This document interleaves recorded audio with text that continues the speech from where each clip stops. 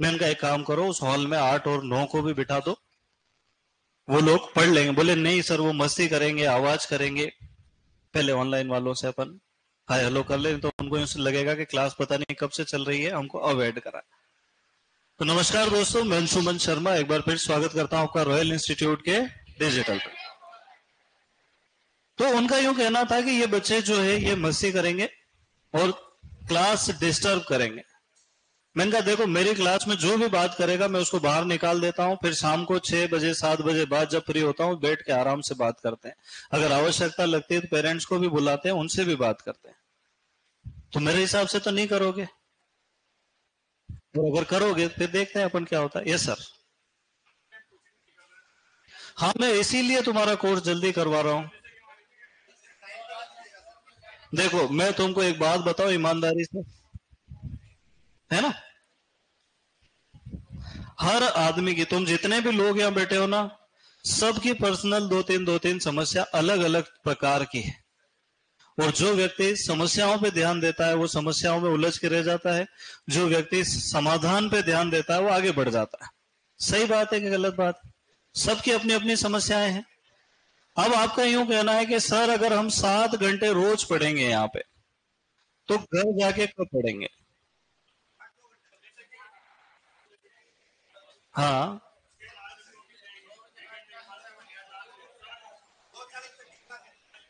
देखो अब इस पे चर्चा कर लेते हैं। इनका यूं कहना है कि 8-9 घंटे क्लास हो जाएगी हमारी, और फिर हम घर जाके कब पढ़ेंगे। मेरे कुछ सवालों का आप जवाब देना। रॉयल इंस्टीट्यूट में 1 से लेके 4 तक वाली बेच तो घर चली गई है, और 5वीं बेच 8 दिन में घर चली जाएगी। तो जिसको धीरे धीरे पढ़ना था उन्होंने बहुत पहले ही तैयारी शुरू कर दी। अपन ने एडमिशन कब आके लिया? जुलाई में लिया। चलो ठीक है, ये बात हो गई खत्म। दूसरी बात यह है बेटा कि ये जो एग्रोनॉमी का कोर्स है, ये नी करते भी 100 से लेके 120 दिन का कोर्स है। कितने दिन का है? अगर मैं आज 1 नवंबर के दिन ये कोर्स चालू नहीं करता हूं, तो तुम मुझे बताओ कि 8 मार्च को तुम्हारा एग्जाम है, इस कोर्स को अपन कब खत्म करेंगे और कैसे खत्म करेंगे? या तो फिर ऐसा नौबत आएगा कि अगले महीने कोर्स चालू करे और 4-4 लेक्चर एग्रोनॉमी के चले, फिर भी तुम तैयार नहीं रहोगे। तो अपन किस चीज में तैयार रहेंगे?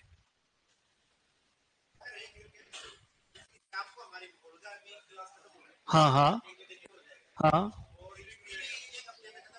हाँ, मैं यूं कह रहा हूं कि 2-4 दिन इधर मैनेज कर लो। हाँ, 2-4 दिन सर को मैनेज मत करवाओ तुम। मैंने पर्सनल रिक्वेस्ट करी है विनय सर से कि सर ये 8-9 बैच का कोर्स अगर नहीं चालू किया तो इसको आप बताओ मेरे को कि कब खत्म करोगे, ये बताओ। इसके बीच में 16 संडे आएंगे कम से कम। कितने संडे आएंगे? नवंबर, दिसंबर, जनवरी, फरवरी, 4 महीने, 4-4 संडे अपन जोड़ लेते हैं तो कितने आएंगे? 16 संडे। 4 महीने में 16 संडे गए तो 100 ही दिन बच रहे। अगर मैं बीमार हो गया तो 100 भी नहीं बचेंगे। मेरे को घूमने जाना था फॉरेन ट्रिप पे 7-8 दिन के लिए, मेरे को छुट्टी नहीं दी ना, तो दिवाली पे दी और अब मना कर दिया एक सुपरवाइजर की एग्जाम के पहले कहीं भी नहीं जाना है, उसके बाद पैसे हम दे देंगे। मैंने कहा ठीक है दे देना, मेरे बिना का विदेश डूब जाएगा।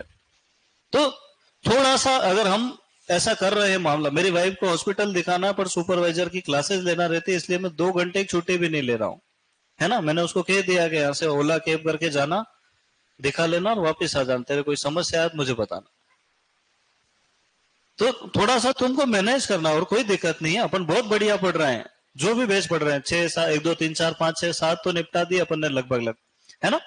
तो अब अपन इन सब बातों पे चर्चा नहीं करते हैं। जिस किसी को कोई भी प्रॉब्लम आए मेरे से आके पर्सनली मिल लेना, कोई दिक्कत नहीं है ना। मैं हमेशा तुम्हारे लिए अवेलेबल हूं। मैंने कोई सरकारी नौकरी का एग्जाम ही नहीं दिया, एओ का फॉर्म भरा नहीं एग्जाम दिया, डबल एओ का भरा नहीं दिया, सुपरवाइजर का भरा ही नहीं, क्योंकि मेरे बच्चे ही पढ़ाना है जिंदगी भर, बढ़िया पैसे कमा रहा हूँ, क्यों सरकारी नौकरी का। ठीक है, चले अब आगे। Very good. अब देखो जो भी बेच है अपने, कौन कौन सा बेच है बताओ? 8, 6-7 तो पहले से बैठ रहा है, अब कौन सा और आ गया? 8 और 9 बेस आ गया है। ठीक है, अब आपको देखना है कि आपका जो एग्रोनॉमी वाला पोर्शन है, थोड़ा सा 8-9 बेस की आज अपन बात कर लेते हैं, नए हैं, इनको लगेगा डायरेक्ट ही पढ़ाना शुरू कर दिया। तो क्या मुझे एक बात बताओ कि आपको पता है सुपरवाइजर में 100 क्वेश्चन आते हैं? सब लोगों को पता है? Very good. इस 100 में से 60 क्वेश्चन एग्रीकल्चर के आते हैं, ये भी पता है, और 40 क्वेश्चन बाकी जीएस के आते हैं। इन 60 में से 20 क्वेश्चन एग्रोनॉमी के आते हैं, जिसमें थोड़ा सा सोइल भी है, 2-4 टॉपिक। 20 क्वेश्चन हॉर्टिकल्चर के आते हैं, और 20 क्वेश्चन एनिमल हस्बेंड्री के आते हैं। अच्छा, मेरे पास एक तर्क ये भी आया था कि उनकी हॉर्टिकल्चर की क्लासेस चल तो रही है, फिर एग्रोनॉमी शुरू करने की आवश्यकता क्या है? पर एग्रोनॉमी का पोर्शन सबसे बड़ा है, इसलिए इसको शुरू करने की आवश्यकता।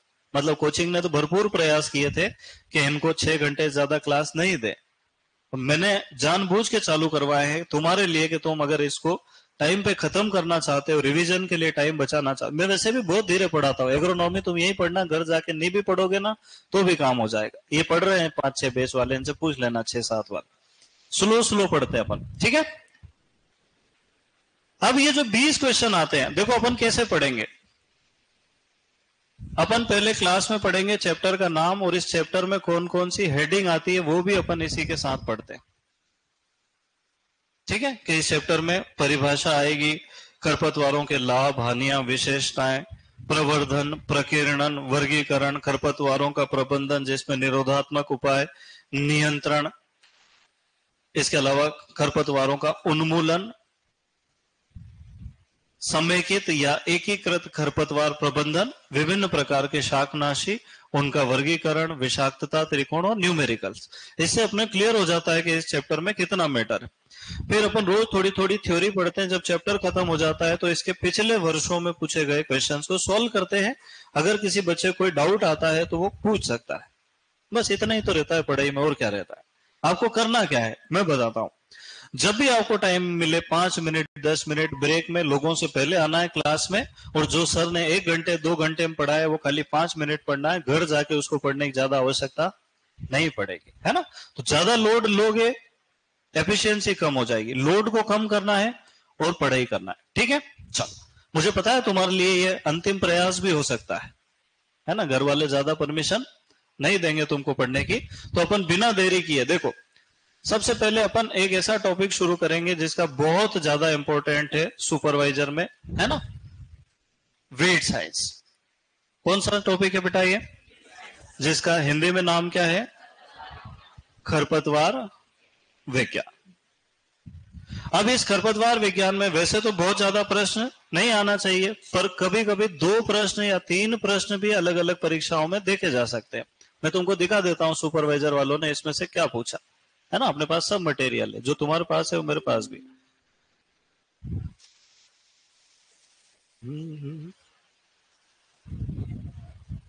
ये रहा वीड साइंस, खुल जा बेटा।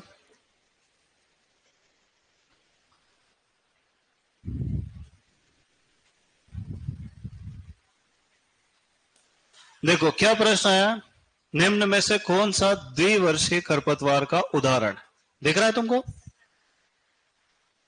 साइनोडोन डेक्टाइलोन, साइप्रस रोटेंडस, सविना फतुआ और सिंकोरियम इंटाइबस, है ना। इसका आंसर पता है क्या तुमको, नहीं पता है। अच्छा, यहाँ 2 चीजें, जब अपन पढ़ाई करेंगे तो अपन पढ़ेंगे कांसनी द्विवर्षीय खरपतवार है, पर यहाँ कहीं भी कांसनी नहीं लिखा है। इसका अर्थ है कि इसने एक प्रश्न में कितने प्रश्न पूछ लिए, 2। एक तो क्या पूछा, खरपतवार का नाम, दूसरा उसका वानस्पतिक नाम। तो इस तरह से अपने तैयारी करना है कि कैसा भी घुमा के प्रश्न पूछे। अब देखो, गेहूं में खरपतवार नियंत्रण के लिए सल्फोसल्फ्यूरॉन की दर बताइए, 10 से 20, 20 से 40, 40 से 60 और 60 से 90, 20 से 40 ग्राम। फिर पूछा विश्व में सबसे पहले खरपतवार नाशी का नाम क्या था, 2,4-D। मतलब हर परीक्षा में, हर बार जब जब भी सुपरवाइजर का पेपर हुआ है उसमें इसके क्वेश्चंस आए।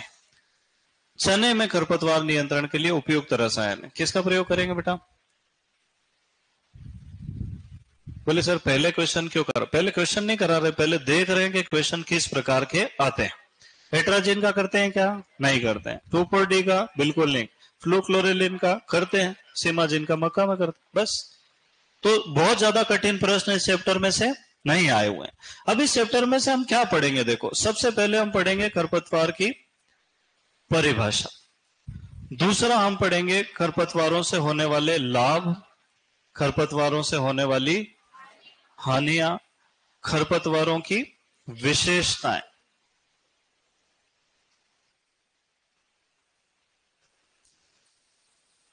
खरपतवारों का प्रवर्धन और प्रकीर्णन। अब प्रवर्धन क्या होता है बेटा? अपने ही समान पौधों को जन्म देने की क्रिया क्या कहलाती है? प्रवर्धन। तो खरपतवार अपनी जनसंख्या कैसे बढ़ाते हैं, उसको क्या कहेंगे? प्रवर्धन। प्रकीर्णन का अर्थ होता है फैलाव, प्रसाव, है ना? तो खरपतवार के बीज मनुष्य तो एक जगह से दूसरी जगह नहीं ले जाना चाहता, वो गलती से लेंटाना, कैमरा, जलकुंभी अपन लिया है। बाकी ये खरपतवार के बीज दुनिया में ऐसे फैलते कैसे जा रहे हैं, उसको क्या कहेंगे अपन? खरपतवारों का प्रकीर्णन। और एक टॉपिक है जिसका नाम है खरपतवारों का वर्गीकरण। दूसरा वाला जो पोर्शन है उसको हम कहते हैं खरपतवार प्रबंधन। क्या कहते हैं बेटा? इस प्रबंधन के 4 अवयव है। खेत में खरपतवारों को घुसने से रोकना कहलाता है निरोधात्मक उपाय। क्या कहलाता है? अगर खरपतवारों की जनसंख्या ज्यादा हो गई है तो उसका कम करना कहलाता है नियंत्रण, है ना? और पूरी तरह से नष्ट कर देना कहलाना है उन्मूलन। पर यह बहुत महंगी विधि है, पर्यावरण को भी नुकसान करती है।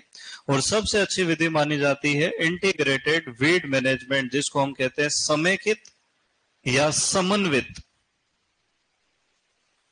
खरपतवार नियंत्रण। इसके अलावा हम बहुत सारी शाकनाशी पढ़ेंगे, है ना? उनका वर्गीकरण पढ़ेंगे, फसल से संबंधित खरपतवार पढ़ेंगे। एक परिभाषा होती है सक्रिय, ऐसे बहुत सारी छोटी छोटी परिभाषाएं हम लोग इसमें पढ़ेंगे। विषाक्तता, त्रिकोण और न्यूमेरिकल्स। अब अपना टारगेट है कि 10 लेक्चर यानी 5 दिन के अंदर अंदर इसको कंप्लीट कर ले, है ना? 6 भी लग जाए तो कोई बुराई नहीं है। तुम अगर अलग अलग होगे तो 1 घंटे 6-7 पढ़ेगी, 1 घंटे 8-9 पढ़ेगी। अपन 2-2 घंटे दोनों पढ़ाएंगे, दोनों को डबल फायदा है। ठीक है? अच्छा, अब यहां पर नियंत्रण के भी बहुत सारे प्रकार है। जैसे पहला नियंत्रण का उपाय है जिसको हम कहते हैं यांत्रिक नियंत्रण। क्या कहते हैं बेटा? मिक्स कर दे तो भौतिक और यांत्रिक दोनों एक साथ। दूसरा होता है कृषित नियंत्रण, जब कृषि क्रियाओं में परिवर्तन करके हम लोग खरपतवारों को नियंत्रित करते हैं। तीसरा होता है रासायनिक नियंत्रण और चौथा होता है जैविक नियंत्रण। तो पूरा खरपतवार विज्ञान, जब अपन अपने पास समय कम रहेगा, मान लो दिसंबर, जनवरी या फरवरी में अपन पढ़ना चाहते हैं खरपतवार का रिवीजन, और अपन पूरे 10-12-15 पेज पलटने के इच्छुक नहीं है, तो अपन खाली इतना ही पढ़ेंगे। परिभाषा अपना दिमाग परिभाषा का रिवीजन खुद कर देगा। लाभ बोलते अपने दिमाग में ख्याल आएगा कौन कौन से लाभ है, ऑटोमेटिक रिवीजन करता अपना दिमाग। फिर जैसे हानियां बोलेंगे अपने दिमाग में धीरे धीरे 2-2, 10-10, 15-15 सेकंड में सारी चीजें रिवाइज हो जाती। तो जो चैप्टर रिवीजन करने में तुमको 1-2 घंटे का समय लगता है, वो 2 या 3 मिनट में पूरा चैप्टर तुम्हारा दिमाग खुद रिपीट कर देगा। पर कब? जब तुमको पता रहेगा कि इस चैप्टर के अंदर क्या क्या है। इसको कहते हैं हायरार्की। क्या कहते हैं? किसी भी चैप्टर की आउट फ्रेम है ये, जिसको ब्रेन स्टॉर्मिंग मेथड के लिए यूज किया जाता है। कोई चीज बहुत ज्यादा मात्रा में और कम समय में रिवीजन करना हो तो खाली हेडिंग हेडिंग पर ध्यान दो, अपना दिमाग उस पूरे टॉपिक को ऑटोमेटिक रिवीजन कर लेता है। जैसे मैं अगर तुमसे कहूं कि पिंक सिटी अगर जयपुर को कहते हैं, तो अब तुमने जितनी भी सिटियों के बारे में पढ़ा, तुम्हारे दिमाग में वो सारी चीजें ऑटोमेटिक आ गई है। अब आगे नहीं भी बोलूं तो भी तुम्हारे दिमाग में सब आ गया। ठीक है? तो ये अपने दिमाग की एक विशेषता है कि इसकी स्पीड इतनी ज्यादा है, इतनी स्पीड में ना तो बोला जा सकता है ना ही लिखा जा सकता है। क्लियर? इसको नोट कर लो फटाफट। तुमने तो कल कर लिया होगा 5-6 वालों ने, तुम थोड़ी देर वेट कर लो।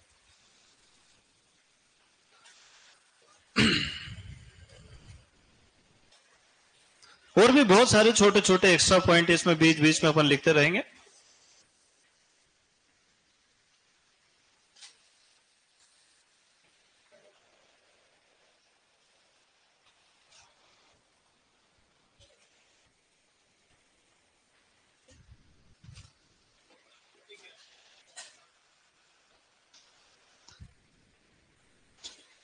देखो तुम्हारे पास एक नोट्स होगा इस प्रकार का, ये उसी का पेज है ना, जिसमें ऐसे खरपतवारों के लाभ लिखे हैं, हानियां लिखी हुई है, विशेषता लिखी हुई है, खरपतवारों के वर्गीकरण लिखे हुए हैं। ठीक है। अब इसमें से मैं जो पढ़ाऊंगा वो 95%, 98% तो मैच हो जाएगा। हो सकता है कोई चीज मैं नहीं पढ़ के घर से आया हूं तो वो भी लिखा दूंगा, तो इस किताब में उसको ढूंढने की कोशिश नहीं करना। अगर पढ़ाते पढ़ाते कोई एक आध चीज मिस हो जाए तो घर जाके इस किताब में से अपन देख लेंगे, है ना। कितने पेज का है ये चैप्टर देखो।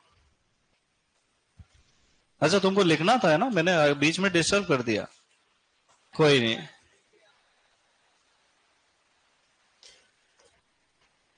अरे आजा रे। ओ भाई, ओ भाई।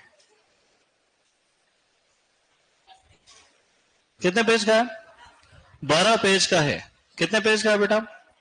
12 पेज का। एक पेज रोज भी पढ़ेंगे तो 12 लेक्चर में खत्म होगा, एक से ज्यादा पढ़ देंगे। चल लिख लो।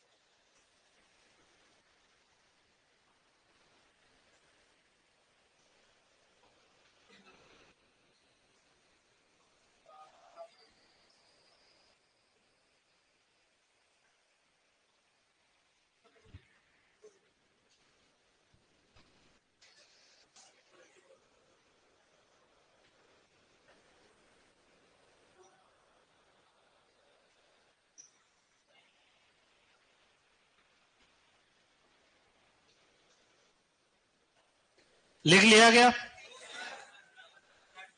हाँ जल्दी लिखना है अपने को, है ना, स्लो मोशन में नहीं रहना है।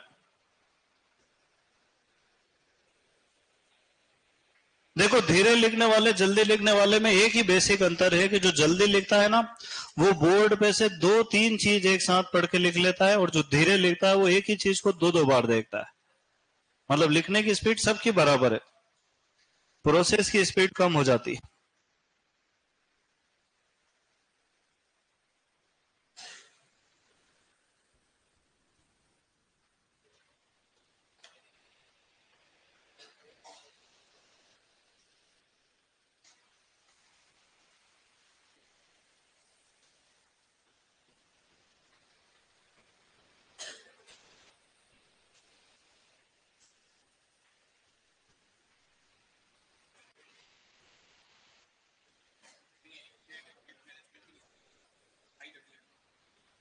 समेकित या समन्वित खरपतवार नियंत्रण या प्रबंधन। ठीक है, चलो चले आगे।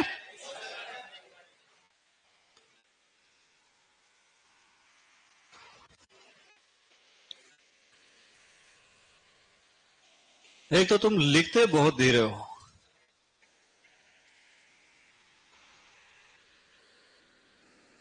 वो पूछ रहा सर आप जो पढ़ाएंगे उसमें से प्रश्न आएंगे ना?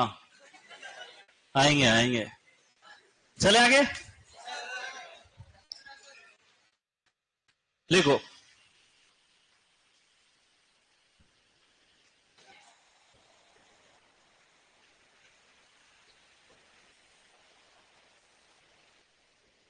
सर आप एग्रोनॉमी पूरी कब तक करवा दोगे?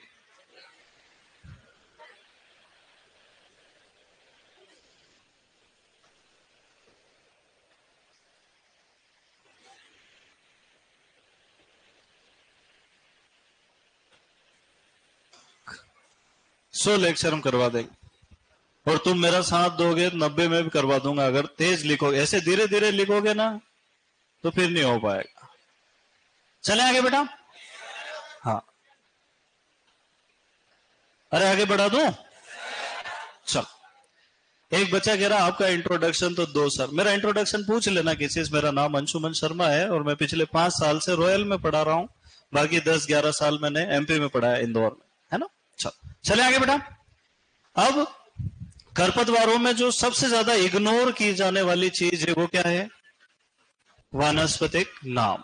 तो तुम लोग वानस्पतिक नाम यानी बॉटनिकल नेम बिल्कुल भी नहीं याद करते हो, और इस कारण से भी तुम्हारे बहुत सारे प्रश्न खराब हो जाते हैं। अब अपना जो नोट्स है, जो बुक मैंने बना के तुमको दी है, उसमें 61 फसल के बॉटनिकल नेम है और लगभग 54 खरपतवारों के वानस्पतिक नाम। कितने हैं? 54। ये देखो, ये जा रहे 53, पर 53 में लिखा दूंगा तो तुम कल ही सुपरवाइजर बन जाओगे। तो मैं मोस्ट इंपोर्टेंट यहां क्लास में लिखवा देता हूं, मेरे साथ साथ लिखना है ना, या तो फोटो दिखा के उनके बारे में थोड़ी थोड़ी जानकारी भी दे दूं। दो तरीके, फोटो भी दिखा दूं और पढ़ा भी दूं। पक्का? चलो,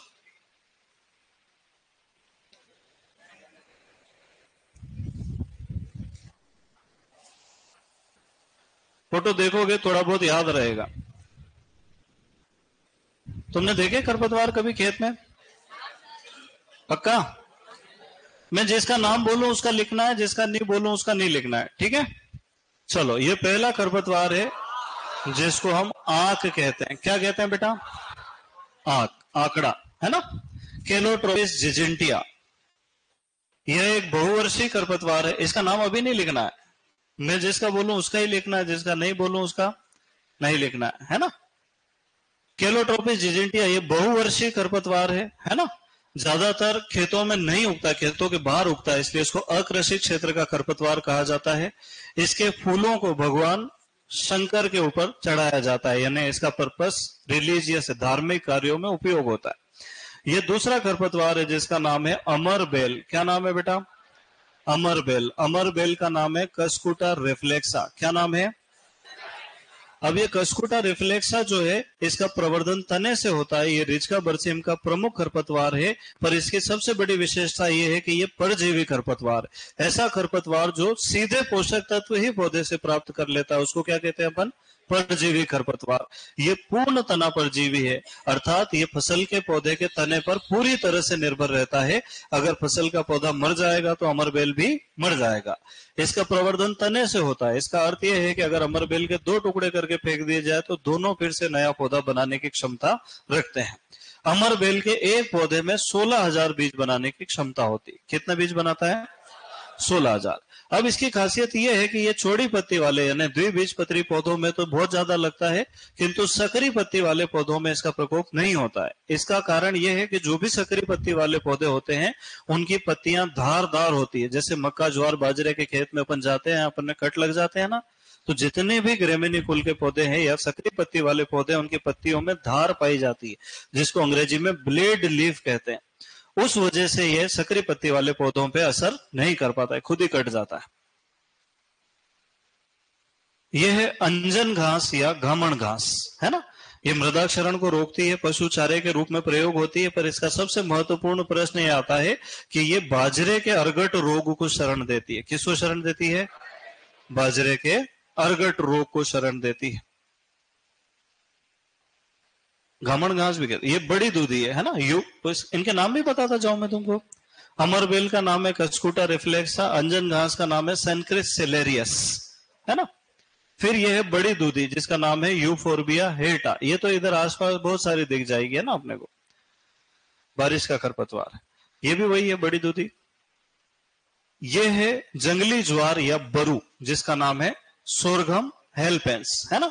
इसकी खासियत यह है कि जिस प्रकार से ज्वार के अंदर हानिकारक विष अम्ल पाया जाता है HCN, वैसे ही इसके अंदर भी HCN पाया जाता है, जिसको खाने से पशुओं की मृत्यु भी हो जाती है। इसको ज्वार का नकलची खरपतवार भी कहते हैं।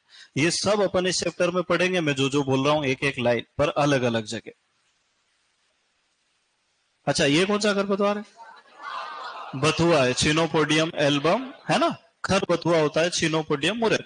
अब बथुआ जो है, इसकी पत्तियों में आयरन और कैल्शियम अधिक मात्रा में पाया जाता है, जिसके कारण इसका प्रयोग सब्जी के रूप में भी किया जाता है। रबी का खरपतवार है, छोटी पत्ती वाला खरपतवार है, और गेहूं का निरपेक्ष खरपतवार बथुआ को माना जाता है। क्लियर है मामला? चलो, वेरी गुड। प्रश्न आता है सब्जी के रूप में कौन सा खरपतवार प्रयोग होता है? बथुआ, है ना? जहां से भी सल्फर युक्त गैसें निकल रही, सल्फर डाइऑक्साइड या हाइड्रोजन सल्फाइड, वहां पर बथुआ का पौधा बहुत जल्दी मुरझा जाता है, इसलिए सूचक पौधे के रूप में इसका प्रयोग किया जाता है। अगला खरपतवार है बेशरम, आइपोमिया स्पीसी। ये ऐसी जगह उगता है जहां नहीं उगना चाहिए, है ना, क्योंकि लोग सुबह सुबह जाते हैं, इसलिए इसका नाम क्या रख दिया, बेशरम। ये देखो, इसका नाम है आइपोमिया स्पीसी। इसका कुल भी हिरणखुरी वाला ही, कॉर्नवॉल विलेज। ठीक है। नेक्स्ट खरपतवार है कटील, नागफनी, ओपनशिया डेलेनाई, जो रेगिस्तान में उगता है, जिसकी पत्तियां का रूपांतरण कांटों में हो चुका है। और ये कैम पौधा है, रेगिस्तानी पौधा, जिसको हिंदी में हम मरुद्भिद पौधा, अंग्रेजी में जीरोफाइट भी कहते हैं। ये छोटी दूधी यूफोर्बिया मैक्रोफिल्ला, ये भी देखने को मिल जाएगी आसपास, देख लेना, है ना। इसका अपने बहुत ज्यादा महत्व नहीं है। यह है कॉन्गो ग्रास या सिरहो एम्पेराटा सिलेंड्रिका, तुम्हारे उसमें 40 नंबर पे लिखा होगा वानस्पतिक नाम, है ना। ये चाय पत्ती का खरपतवार है और इसकी जो घास की पत्तियां हैं वो सबसे ज्यादा तेज है ना, इसलिए इसको ब्लेड ग्रास भी कहा जाता है और त्रेस ग्रास भी कहा जाता है। सबसे ज्यादा जापान में नुकसान पहुंचाता है। फिर ये धतूरा, है ना, इसको अंग्रेजी में थॉर्न एप्पल कहते हैं, कांटे वाला सेब। धतूरा एक अत्यंत विषैला पौधा है। कुछ लोग इसका नशा करने की कोशिश करते हैं, फिर वो किसी काबिल नहीं बचते। हिंदी में पढ़ा होगा ना तुमने, यमक अलंकार, कौन सा होता है वो, कनक कनक ते सोगुनी मादकता अधिकार। तो ये एक कनक सोना है और दूसरा धतूरा। अब धतूरा कौन से भगवान को चढ़ता है, भगवान शंकर को चढ़ता है ना। जितनी भी खराब चीजें दुनिया की वो सब भगवान शंकर को चढ़ती। क्यों चढ़ती है, भगवान नशा करते हैं, नहीं करते। लोग ऐसा, वो हम जाके मंदिर में भांग पीने लग जाते, बोले भगवान का प्रसाद। अरे गधों, ये सब इसलिए चढ़ाते हैं कि ये तुमने तो हलाहल विष पी लिया है, दुनिया की सारी खराब चीजें आप रख लो, भांग भी आप रख लो, धतूरा भी आप रख लो, गांजा भी आप रख लो, और आपके पास जो राम जी का जो नशा है ध्यान योग साधना का, वो हमको दे दो। मामला उल्टा पड़ रहा है, बोले ये तो हमको दे दो, बाकी आप मस्त रहो भगवान की भक्ति। अच्छा मुझे एक बात बताओ, धतूरा सबसे ज्यादा गोबर की खाद के ढेर पे उगता है? कहां देखा तुमने इसको, नहीं देखा कभी धतूरा? जहां अपन कचरा फेंकते हैं ना वहीं उगता है ना। ये भी अकृषित क्षेत्र का खरपतवार, खेतों में कम पाया जाता है। ये तुम्हारा फेवरेट दूब घास या बरमूडा घास, है ना, साइनोडोन डेक्टाइल। अगर हॉर्टिकल्चर में लॉन लगा रहे हैं तो ये हमारी मुख्य फसल है। इसमें खरपतवार उगता है मोथा। कोई पूछे ना कि दूब घास का खरपतवार कौन सा है, मोथा। पर ये अगर हमारे खेत में उग जाए तो ये क्या है, खरपतवार है। ठीक है। अब दूब घास जो है बहुवर्षीय खरपतवार है। इसका प्रयोग चारे के रूप में भी होता है, मृदाक्षरण को रोकने में भी होता है, और गणेश जी को भी दूर्वा चढ़ाते हैं, वो दूर्वा यही है। तो ये आध्यात्मिक यानी धार्मिक कार्यों में प्रयोग होने वाला खरपतवार। अब प्रश्न आता है, दूब घास का प्रवर्धन कैसे होता है? रनर्स या स्टोलन से। ज्यादातर बच्चे हमेशा आपस में लड़ते रहते हैं, कुछ कहते हैं कि रनर पड़ा है, कुछ कहते हैं स्टोलन पड़ा है। रनर मतलब होता है दौड़ता हुआ तना। क्या होता है बेटा, अगर कोई तना जमीन पे दौड़ रहा है तो इसको क्या कहा जाएगा, रनर। और इसमें से अलग अलग नए तने निकलेंगे, और दो तनों के बीच में जो आर्च बनती है उसको कहते हैं स्टोलन। मतलब भाई ओए, बना दे यार, इधर बना। मान लो ये तो तना निकल गया, और ये जो बीच में आर्च है ना इसको कहते हैं स्टोलन। और ये जो दौड़ता हुआ पूरा तना है इसको क्या कहते हैं? अब बताओ कौन सा उत्तर सही है? दोनों ही सही है ना। तो कभी भी ऐसे टेंशन नहीं लेना है, जबरदस्ती कंफ्यूज नहीं होना है। ये है गेहूं का मामा, गुल्ली डंडा, मंडूसी, है ना। और क्या कहते हैं इसको, गेहूं सा। ये गेहूं का नकलची खरपतवार है। अंग्रेजी में इसको कहते हैं कैनरी ग्रास, फेलेरिस माइनर, है ना। ये गेहूं के खेत में सबसे ज्यादा देखने को मिलता है। एक पौधे में लगभग 10,000 बीज बनते हैं। कितने बनते हैं? ये केवल गेहूं के साथ ही देखने को मिलता है, इसलिए इसको गेहूं का फसल बंद खरपतवार कहते हैं। इसका पौधा प्रारंभिक अवस्था में गेहूं के पौधे के समान ही दिखाई देता है, इसलिए इसको गेहूं का नकलची खरपतवार भी माना जाता है। फिर भी कुछ अंतर के कारण अपन पहचान सकते हैं, जैसे गेहूं की जड़ें सफेद होती है, गेहूं सा की हल्की गुलाबी रंग की। गेहूं में कल्ले फूटते हैं, इसमें द्वितीयक शाखाएं निकलती है ना। गेहूं में ऑरिकल पाया जाता है, गेहूं सा में ऑरिकल नहीं पाया जाता। अब नया डाउट पैदा हो गया, ऑरिकल क्या होता है? तो जो ग्रेमिनी कुल के पौधे हैं उनकी पत्तियां जब तने से जुड़ती है तो वो एक प्रकार की कॉलर जैसी संरचना बनाती। कैसी संरचना बनाती बेटा? इस कॉलर जैसी संरचना को ऑरिकल कहा जाता है, जो गेहूं में देखने को मिलता है और गेहूं सा में नहीं मिलता है। गेहूं का दानों का परीक्षण भार यानी 1000 बीजों का भार 40 ग्राम होता है, गेहूं सा का 2 से 3 ग्राम होता है। ये गेहूं सा का पुष्प है। गेहूं सा का कुल भी ग्रेमिनी और गेहूं का भी ग्रेमिनी, नकलची खरपतवारों का कुल एक ही होता। ये एडवर्टाइजमेंट है ना। ये जॉइंट वाटर लिली नाम का पौधा है जिसकी पत्ती बहुत मजबूत होती है क्योंकि ये पीछे से ऐसी होती है ना।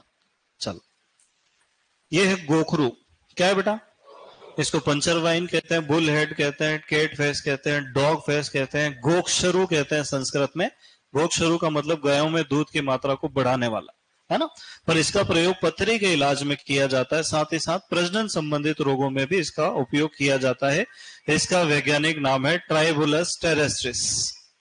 देखो, मेरी आवाज माइक में भी नहीं सुन रहे, बाहर वाले बिना माइक के चिल्ला रहे, ध्यान वहां ज्यादा जा रहा है। बाबा रामदेव बेचते हैं 50 रुपए का 40 ग्राम। यह है गुम्बा, ल्यूकस अस्पेरा। इसका प्रयोग सांप काटने में इलाज के रूप में, औषधि के रूप में प्रयोग किया जाता है ना। ज्वार का खरपतवार है और ये पत्ती भले सकरी दिखाई दे रही फिर भी ये छोटी पत्ती वाला खरपतवार है ना। सकरी पत्तियां अलग होती। ये 1000 दाना फाइलेंथस निरूरी, जिसको मारना है जरूरी। इसमें हर पत्ती के साथ एक एक बीज मिलता है।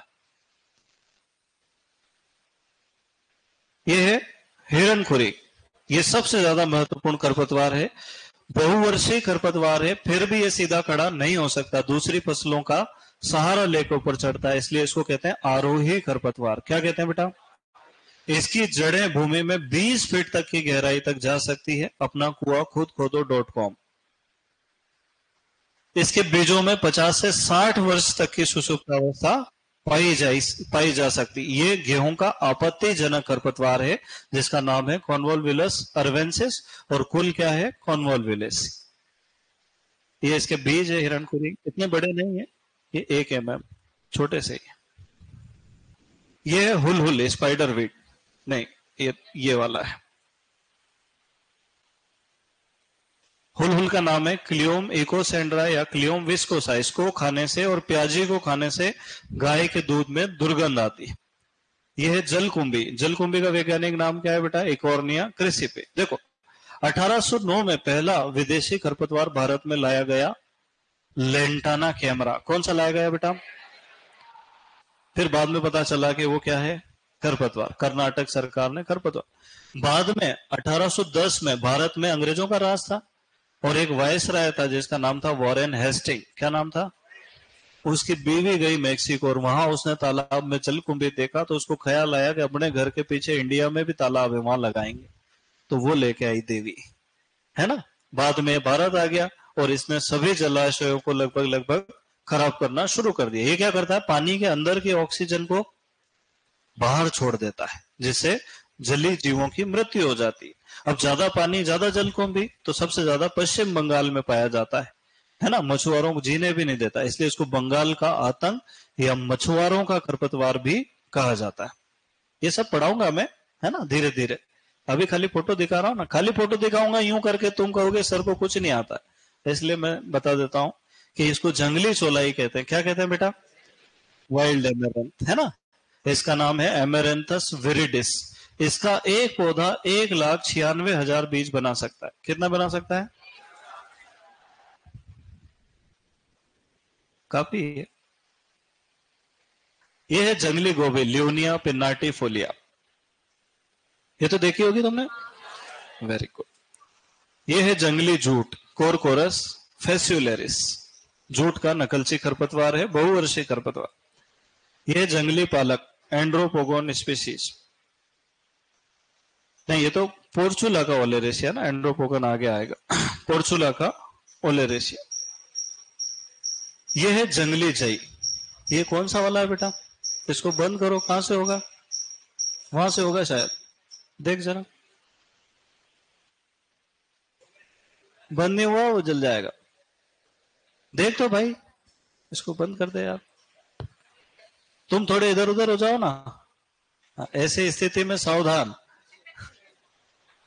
चल अब देखो, जेईटी 2021 में प्रश्न आया कि किस खरपतवार में तीनों प्रकार की सुषुप्त अवस्था पाई जाती। जंगली जई में, इसका नाम है अविना फतुआ, है ना। यह भी द्विवर्षीय खरपतवार है। अब जंगली जई जो है उसकी एक खासियत यह है कि यह गेहूं का नकलची खरपतवार है। सर फिर गेहूं सा भी नकलची खरपतवार है और जंगली जई भी नकलची खरपतवार। ये जई का भी नकलची खरपतवार है और गेहूं सा का भी नकलची खरपतवार। चलो आगे चले। यह है जनकरा एंड्रोपोगोन स्पीशीज, ये सकरी पत्ती वाला खरपतवार। यह जवासा है, कैमल थॉर्म, अलहागी, केमोलेरम, ये अपने रेगिस्तानों में मिलता है, रेगिस्तानी खरपतवार। यह लेथाइरस, अरे कहां गया लेथाइरस। चलो ये है जरबेरी। जरबेरी देखा है तुमने? तुम झाड़ी बेर कहते हो इसको, जिजिपस रोटेंटिफोलिया। यह काष्ठीय खरपतवार। काष्ठीय खरपतवार किसको कहते हैं? जिसमें लकड़ी बन जाती है ना। और बहुवर्षीय खरपतवार है, कांटे वाला खरपतवार है, जिसका कुछ किसान बाड़ या बागड़ के रूप में भी प्रयोग कर सकते हैं। Very good. यह है कंगी, कोमोलाइना बेंगालेंसिस, है ना। यह अम्लीय भूमि का खरपतवार। कौन सा है बेटा? आयुर्वेद में इसके बहुत सारे उपयोग है। यह है कांस, जंगली गन्ना, टाइगर ग्रास। देखो पहले जो गन्ना था उसमें बहुत ज्यादा कीड़े लगते थे, तो कीट प्रतिरोधी गन्ना तैयार किया गया, जिसको नाम दिया गया नोबल कैन या आदर्श गन्ना। उसमें कांस का प्रयोग किया गया, कांस से पादप प्रजनन कराया गया, तो किस्मों के विकास में प्रयोग होने वाला खरपतवार। दूसरा बहुवर्षीय खरपतवार है सेकेरम स्पॉन्टेनियम, है ना, सकरी पत्ती वाला खरपतवार है। इसका प्रयोग छत बनाने में करते हैं। छत कैसे बनाते हैं? जैसे पुराने जमाने में बहुत गरीबी थी, तो जो ज्वार है या कांस है, इनके तनों को आपस में पास पास बुन के और फिर छत बना, टाटी बनाते थे, है ना। तब से इसको छत बनाने वाला खरपतवार। अब थोड़ा लिखवा दूं, सब बता दूं एक साथ? बता देते हैं, फिर लिखते रहेंगे। 2 घंटे का लेक्चर, अपने पास बहुत समय, कोई कमी नहीं। अब ये वाला खरपतवार है कांसनी। कौन सा है बेटा? सिंकोरियम एंटाइबस। इसी का प्रश्न था वो, है ना, द्विवर्षीय खरपतवार। तो ये द्विवर्षीय खरपतवार है। यही प्रश्न आईसीआर 2020 में भी आया, यही प्रश्न कृषि पर्यवेक्षक 2018 में भी आया। तो कांसनी जो है वो बरसीम से 3 प्रकार के संबंध रखता है। कितने प्रकार के? बरसीम का आपत्तिजनक खरपतवार कौन है? कांसनी। बरसीम का सूक्ष्म जलवायु का खरपतवार कौन है? कांसनी। और बरसीम का फसल बंद खरपतवार भी कौन है? कांसनी। कांसनी के बीजों का और कांसनी के पौधे का प्रयोग कॉफी पाउडर के स्वाद को बढ़ाने में किया जाता। ठीक है। कांसनी के बीजों को अलग करने के लिए नमक के घोल का प्रयोग किया जाता है। नमक के घोल में बरसीम के बीज डुबा देते हैं, कांसनी के बीज अलग हो जाते हैं। ये इसके बीज है। ये है कटेली चौलाई, कांटे वाली, एमेरंथस स्पानोसिस, है ना। इसमें अंदर की तरफ मुड़े हुए कांटे होते हैं। क्रिकेट खेलने वाले उखाड़ते हैं तो ये गड़ जाते हैं। ये खरबथुआ, चिनोपोडियम मुरेल, बथुआ मौसाजी। ये गहरे नीले पुष्प वाला खरपतवार है, जिसका नाम है कृष्ण नील, स्कारलेट पिंपरनेल, अनागलिस अर्वेंसिस। अब अपने पास 2 अर्वेंसिस है, 3 है वैसे तो, है ना। एक है अपने पास कॉर्नवॉल्वुलस अर्वेंसिस हिरणखुरी, अनागलिस अर्वेंसिस कृष्ण नील, और डिगरा अर्वेंसिस लहसुआ। अपने याद रखना, हिरण के कान बड़े बड़े होते हैं, इसलिए कॉर्नवॉल्वुलस अर्वेंसिस किसका नाम है? हिरणखुरी का। तो ऐसे करके याद करेंगे तो याद रहेगा, नहीं तो एग्जाम में कंफ्यूजन हो जाए। यह लेसुआ, डिगरा अर्वेंसिस। और ये कौन सा खरपतवार है? लेंटाना, जिसको हिंदी में जरायन कहते हैं। क्या कहते हैं बेटा? भारत में आने वाला पहला विदेशी खरपतवार, है ना। कौन सा है? लेंटाना के। बाद में कर्नाटक सरकार ने इसको क्या घोषित किया? खरपतवार घोषित किया। विश्व में सबसे पहला जैविक नियंत्रण भी किस पे किया गया? 1902 में यूएसए के हवाई द्वीप में एग्रोमाइजा लेंटाना और क्रोसिडोसेमा लेंटाना नाम के कीट से इसका जैविक नियंत्रण किया गया। ये खरपतवार है जिसको अपन खेसारी, लेथाइरस या तिवड़ा कहते हैं, है ना। इसका नाम Indian P, sweet pea, grass P, बहुत सारे नाम है। इसकी दाल जो है वो सस्ती मिलती है, कुछ किसान इसकी खेती भी करते हैं, है ना। ये देखो, और इसकी मिलावट टिफिन सेंटर वाले तुअर की दाल में कर दे। इसलिए कभी कभी अपन बाहर दाल खाते हैं और उसमें स्वाद ही नहीं आता है। क्यों नहीं आता है? लेथायरस की दाल है ना, ये सस्ती मिलती है, 30-35 रुपए किलो। तुअर की दाल 150-200 रुपए किलो। अब इसके अंदर एक हानिकारक पदार्थ पाया जाता है जिसको लेथायरोजिन कहते हैं। क्या कहते हैं बेटा? उसका अगर अपन केमिस्ट्री में नाम देखें तो उसका नाम है ओडीएपी, ऑक्साइल डाई एमिनो प्रोपियोनिक एसिड, या तो फिर इसको कहते हैं बीओए, बीटा एन ऑक्साइल एल एनेनिन, है ना। इसकी मात्रा इसकी दाल में 0.2% से कम होना चाहिए। ऐसा जेईटी 2021 ने पूछा कि लेथायरस में ओडीएपी की मात्रा कितनी होना चाहिए? 0.2% से कम होना चाहिए। अगर ज्यादा होगी तो क्या होगा? इसको खाने से लेथायरिज्म रोग हो जाता है। कौन सा हो जाता है? मतलब हाथों पैरों का सुन्न होना, है ना, ठीक से काम नहीं करना, जिसको अपन पार्शियल पैरालिसिस, आधा लकवा भी कह सकते। तो तंत्रिका तंत्र संबंधित रोग पैदा करने वाला खरपतवार कौन सा है? लेथायरस।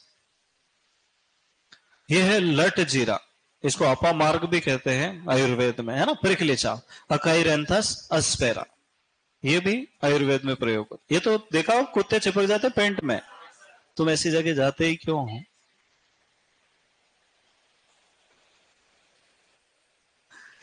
ये है बांदा, आम, अमरूद और चाय का खरपतवार। ये अर्ध तना परजीवी है ना। इसका नाम है लोरेंथस स्पीसीज, नाम भी लोरेंथस, काम भी लोरेंथस।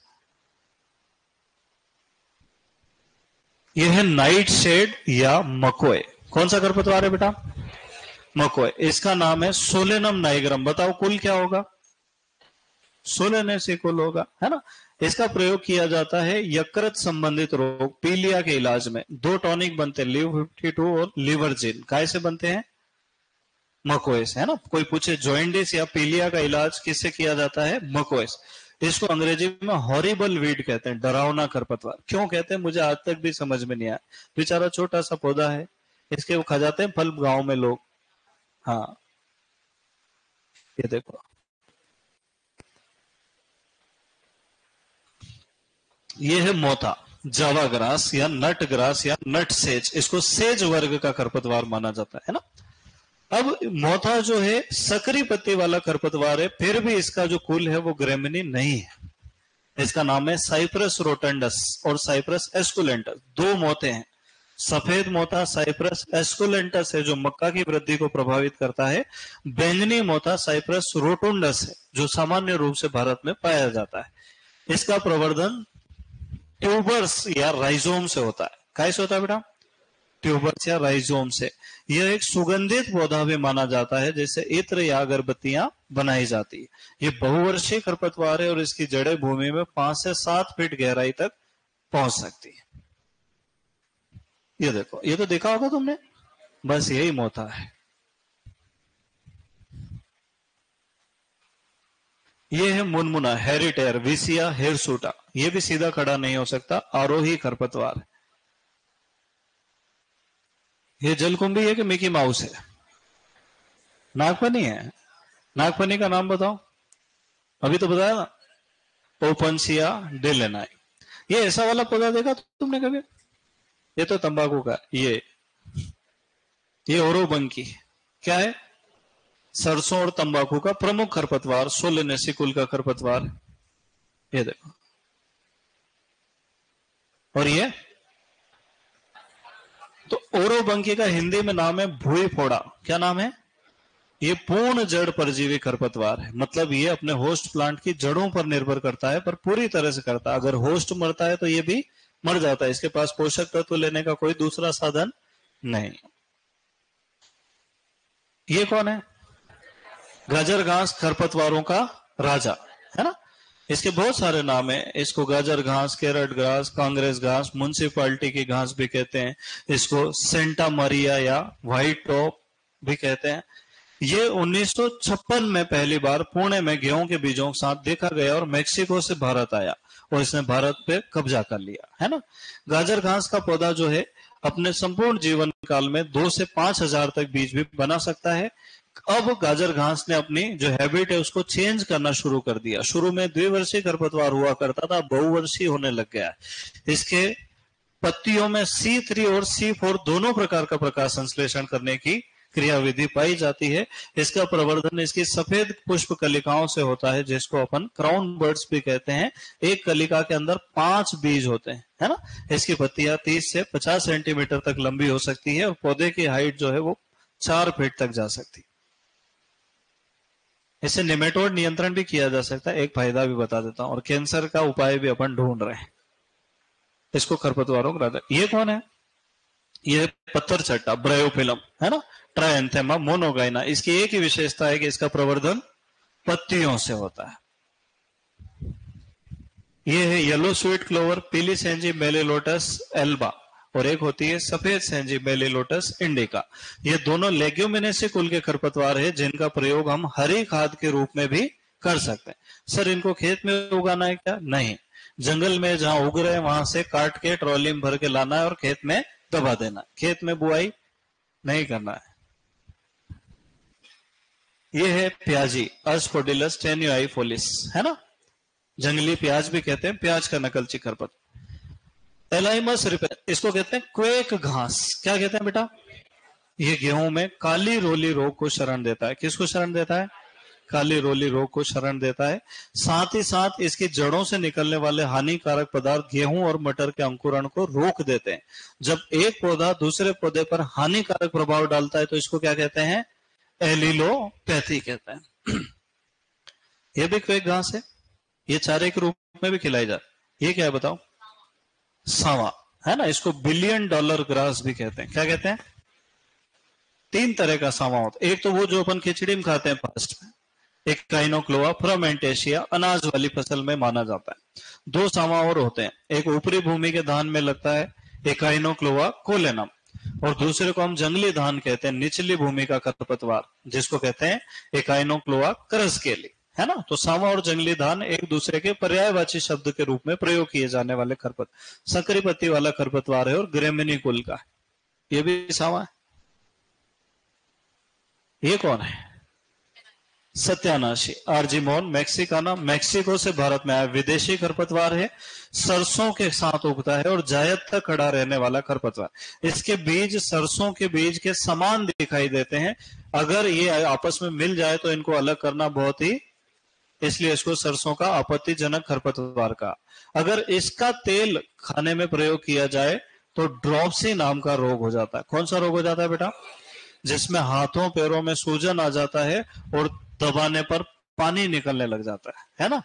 ड्रॉप्सी गंजापन नहीं होता है, पेलेग्रा भी गंजापन नहीं होता है।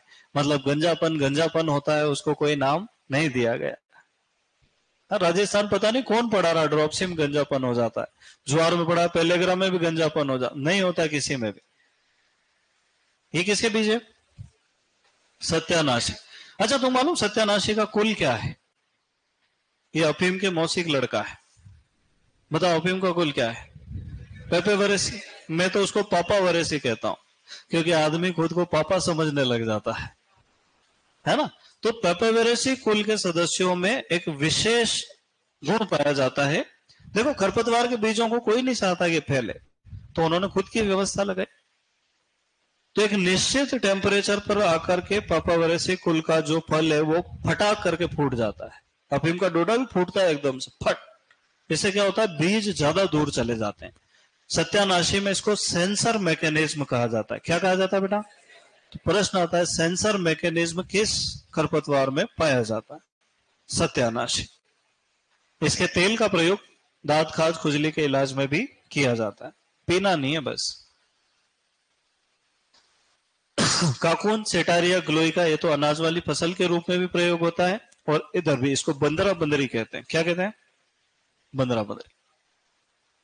यह है स्ट्राइगा। इसके एक पौधे से 50 लाख बीज बनते, आधा करोड़। एक ही बार में खेत को जिला घोषित कर देता है ना। सबसे ज्यादा बीज कौन बनाता है? स्ट्राइगा। मक्का, ज्वार, बाजरा, गन्ना, C4 पौधों का अर्ध जड़ परजीवी खरपतवार है। कौन? स्ट्राइगा। स्ट्राइगा का प्रयोग मधुमेह यानी डायबिटीज के इलाज में भी किया जाता। यह भी स्ट्राइगा है। यह अर्ध जड़ परजीवी खरपतवार है। यह है जंगली नील, जिसको हम कहते हैं टेफरोजिया परप्यूरिया, है ना। ज्वार का पौधा शुष्क क्षेत्र में सबसे ज्यादा पानी उड़ाने की क्षमता रखता है फसलों के अंदर 430, है ना, इसको कहते हैं जलोत्सर्जन गुणांक। तो ज्वार का 430 है और इन भाई साहब का 1108, मतलब ज्वार के पौधे से 3 गुना ज्यादा पानी तेजी से उड़ाता है। यह है वायसुरी, है ना, ये रेगिस्तानी क्षेत्रों का खरपतवार है और इसका प्रयोग श्वसन संबंधी रोगों के उपचार में किया जाता है। देखो अब ये आधा खरपतवार विज्ञान तो मैंने खत्म कर दिया, अब इसको लिखेंगे अपन 2-3 दिन में आराम से, बाकी सब बता दिया मैंने जितना बताने योग्य था, है ना। तो इस तरह से भी अपने को रिवीजन करना है कि वो वनस्पतिक नाम पढ़ रहे, अपन ने पढ़ा धूप घास, अपने को इतना सारा पढ़ा हुआ जब हो जाएगा 2-4 दिन में, तो जब नाम याद आए तो उसके सारे गुणों का रिवीजन कर लो। जैसे अमर बेल मैंने बोला तो क्या क्या याद आता है, तने द्वारा प्रवर्तन होता है, रेज का बरसीम में लगता है, एक पौधा 16,000 तक बीज बना सकता है, सकरी पत्ती वाली फसलों में नहीं लगता। ये खत्म हो गया अमर बेल का खेल ही खत्म, पूर्ण तना परजीवी ये लो। तो जब भी रिवीजन करो तो वानस्पतिक नाम में ही रिवीजन। अब मुझे बताओ कि पूरे 53-54 नाम लिखवाऊं कि 25-30 में काम निपटा दो? 25-30 लिखवा दूं, क्योंकि मुझे नहीं लगता कि बहुत सारे नाम पूछे जाते हैं, है ना, जो मोस्ट पॉपुलर है वही पूछते हैं, है ना। 30 तक ले जाता हूं, चलो कॉपी में लिखना, हाँ जो आने वाले वही लिखवाऊंगा, है ना। हाँ, केलोट्रोपिस जिजेंटिया लिखते जाना फटाफट, है ना।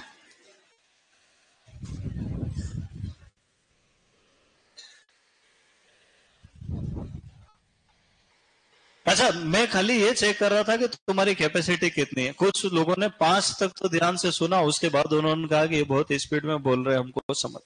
कुछ 10, 12, 15 तक गए, आखिरी तक तो केवल 4-5 लोग ही बचे थे, बाकी था कि हाँ इनको खत्म कर लेने दो फिर देखते।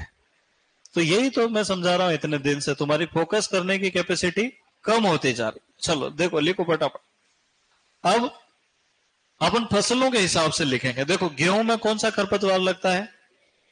बथुआ लगता है, हिरणकुरी लगता है और गेहूं सा लगता है। कितने हो गए बेटा? ये 3 सबसे ज्यादा लगते हैं, है ना। तो बथुआ का वैज्ञानिक नाम क्या है? Chenopodium album. लिखते जाना, रुकना मत। और एक टेस्ट में सिर्फ नाम ही पूछ लूंगा तो तुम याद भी कर लोगे।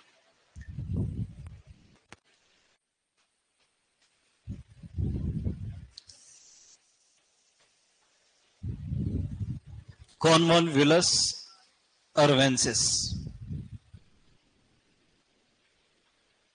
एग्रीकल्चर का सबसे कठिन काम क्या है? वैज्ञानिक नाम याद करना। पर आधे तो तुमको पहले से याद होंगे ना। फेलेरिस माइनर,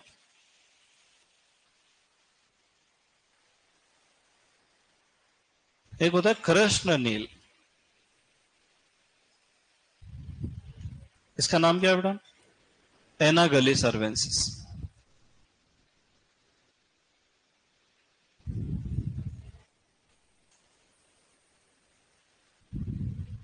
अंग्रेजी भी लिखवाऊं क्या है? अच्छा, जिसका बहुत इंपॉर्टेंट होगा उसका तो लिखवाऊंगा मैं ना। हाँ ठीक है। अब जैसे गेहूं सा है, इसके बहुत सारे नाम है। इसको गिल्ली डंडा कहते हैं। क्या कहते हैं बेटा? इसको गेहूं सा कहते हैं। तो वो सब यही लिख देता हूं मैं, ताकि तुम जब भी पढ़ो तुमको याद रहे। और इसको कुछ कुछ लोग मंडूसी भी कहते हैं। गेहूं का मामा भी कहते हैं।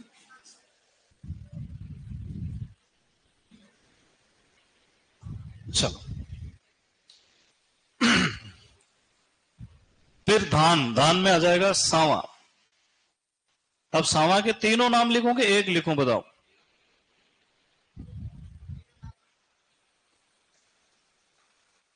एकाइनोक्लोआ स्पीशीज, ये हो गए तीनों,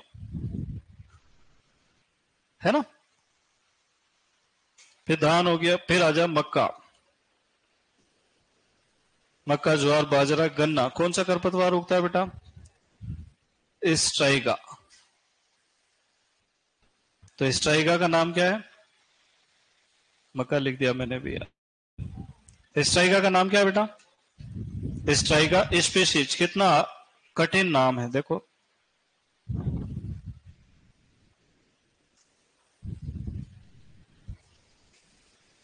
लिख लिया तो आगे अगले स्लाइड पे शिफ्ट हो जाता।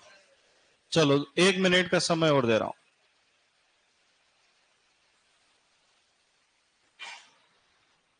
है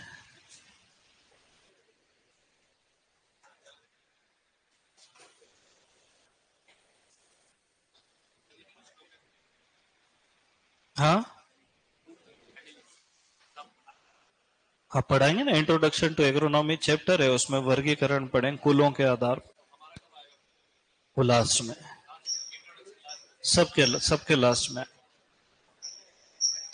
इंट्रोडक्शन। हाँ, अरे इसको बंद किया था ना अपन ने। भाई तुम दोनों उड़ जाओ वहां से, फिर ये गिर भी जाए मेरे कोई टेंशन नहीं।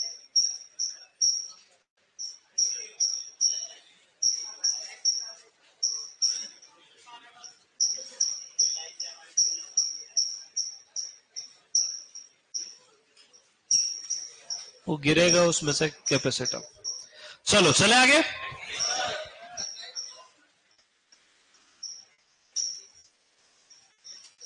हेलो,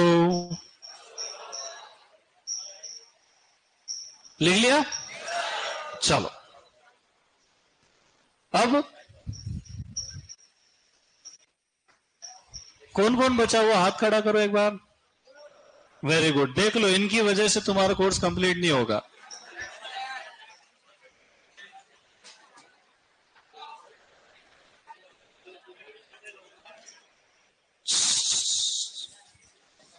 बात नहीं करना बेटा।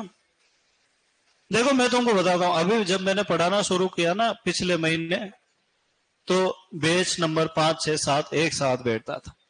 तो मैंने उनसे कहा कि बेटा लिखने में बहुत समय लगता है, मैं नोट्स प्रोवाइड करा दूंगा और समझा दूंगा। मैंने बहुत अच्छे से उनको 10-12 दिन में गेहूं, धान, मक्का, ज्वार, अनाज वाली फसलें पढ़ाई। उसमें से 15-20 लोग थे जिनको लिखने का बेहद शौक था। वो जीएल सर के पास गए और बोले कि हमारा तो कोई मतलब ही नहीं निकल रहा है। उन्होंने जीएल सर से कहा कि हमारा भले कोर्स खत्म हो नहीं हो, हमको लिखना है। तो सर ने मुझे कहा कि सर लिखवा के ही पढ़ाना, आपका मन हो उतना पढ़ा देना, उसे कोई दिक्कत नहीं है, पर पढ़ाना, ये नहीं लिखेंगे ये पैसे मांगने आ जाए। ये सुपरवाइजर बने नहीं बने अपने कोई लेना, अपने खाली क्या पढ़ाना है, लिखवा के।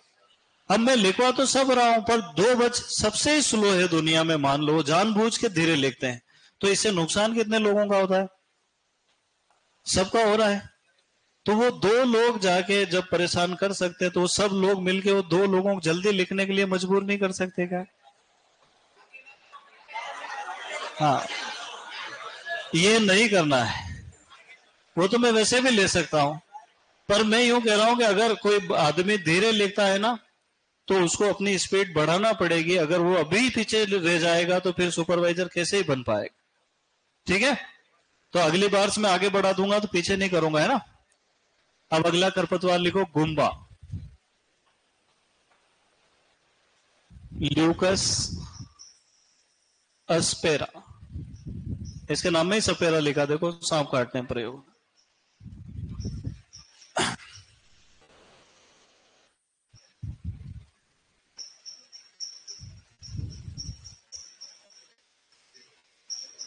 फिर अपन आ जाते हैं दलहनी फसलों में कौन सा खरपतवार उगते हैं, नहीं कॉमन है। तिलहनी में कौन से उगते हैं? अरे मेरे को नाम तो बहुत सारे याद है, पर मैं सीक्वेंस ढूंढ रहा हूं। देखो, गाजर घास, जलकुंभी, लेंटाना, सत्यानाशी।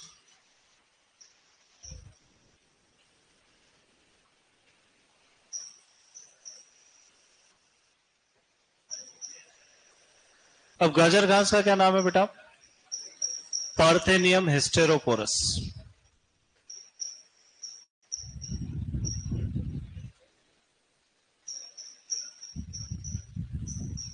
पार्थेनियम हिस्टेरोपोरस। जलकुंभी का इकोर्निया क्रेसिपी।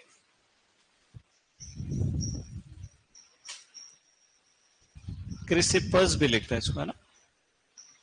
लेंटाना का लेंटाना कैमरा, इसको हिंदी में जरायन लिखते हैं। क्या लिखते हैं बेटा? जरा। क्या? फिर सत्यानाशी का नाम है आर्जीमोन मैक्सिकाना।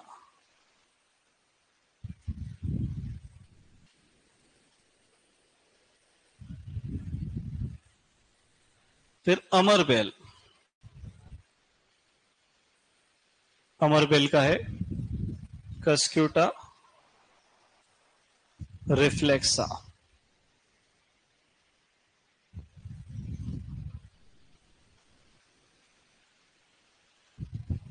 फिर बरू,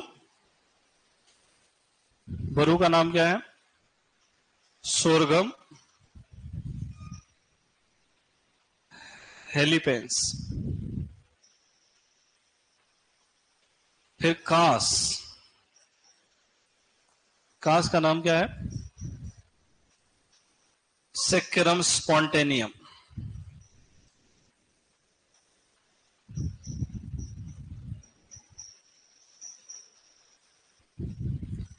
फिर कासनी, कासनी का नाम है सिंकोरियम इंटाइबस, है ना। राजस्थान में क्या पढ़ते हैं इसको? चिंकोरियम इंटाइबस। चिंचोरियम भी बोल देते हैं। अपन CHE को क नहीं पढ़ते हैं, च पढ़ लेते हैं।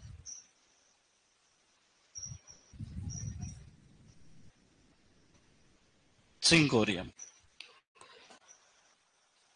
लिखो।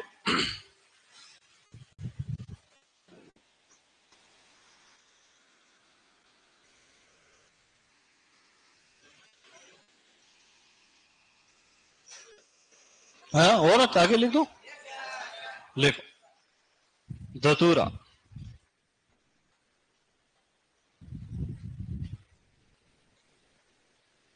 धतूरा फास्टूसा। एक और होता है धतूरा इनोक्सिया।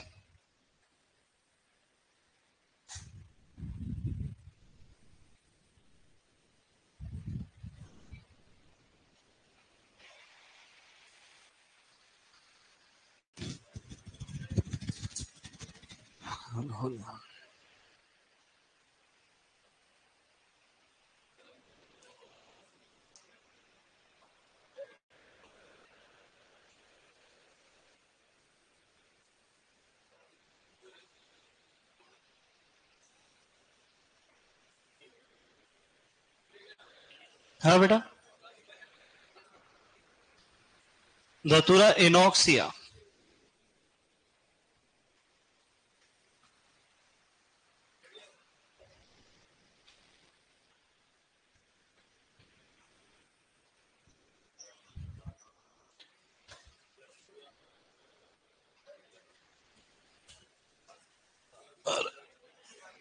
लिख लिया बेटा?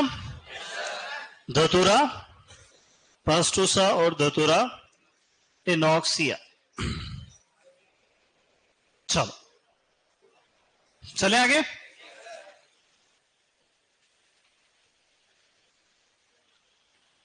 कौन कौन लिख रहा है? हाथ ऊंचा करो। कोई भी लिख रहा है? अरे लिख लो आराम, कोई जल्दबाजी नहीं कर रहा हूं मैं, पर मैं यूं कह रहा हूं कि अपने पास जो समय है ना उसका अपन ज्यादा अच्छा उपयोग कर सकते। चले आगे। कितने नाम हो गए? 17। चलो अब 18। सेंजी, सेंजी दो प्रकार की होती है, सफेद सेंजी और पीली सेंजी, पर अलग अलग नहीं पूछते इसलिए अपन एक ही नाम लिखेंगे, मेली लोटस स्पीशीज,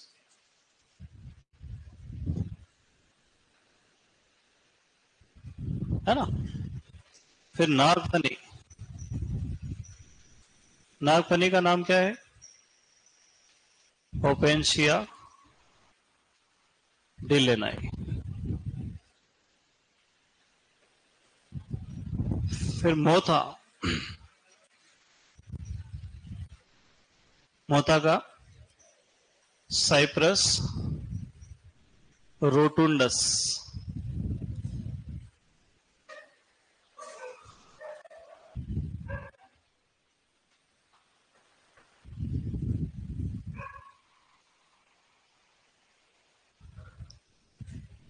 और साइप्रस एस्कुलेंटस।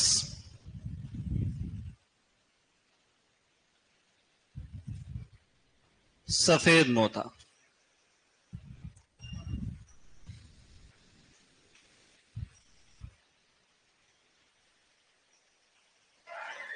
हम्म।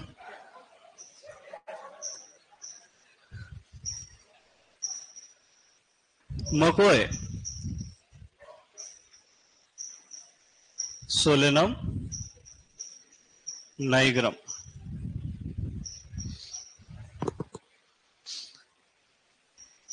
अंजन घास।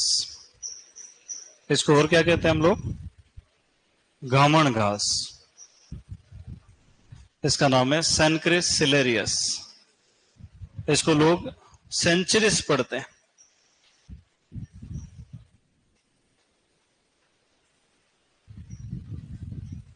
है ना। कुछ लोग सैनक्रिस सिलेरियम लिख देते हैं, सैनक्रिस सिलेरियस। और लिखवाऊं कि रहने दो?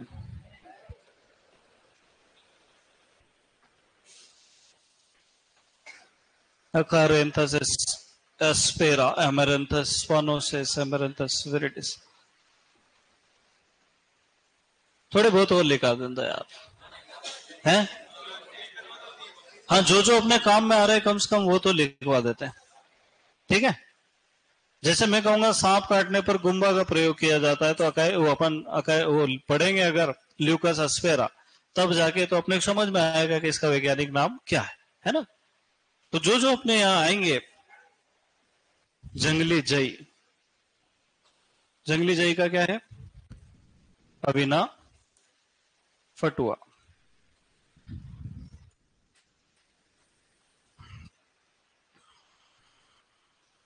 अमरबेल लिखवा दिया क्या मैंने?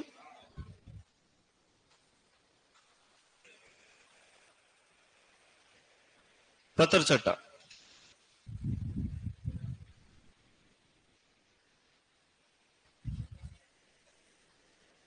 ट्राइएंथेमा मोनोगाइना।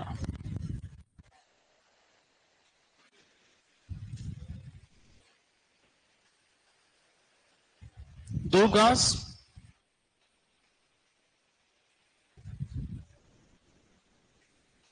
Cyano don डेक्टाइलॉन।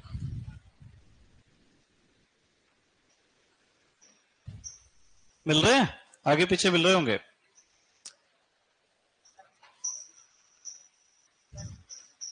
नोट्स में सारे लिखवा देता फिर मैं, तुम जितने कहते हो उतने सारे।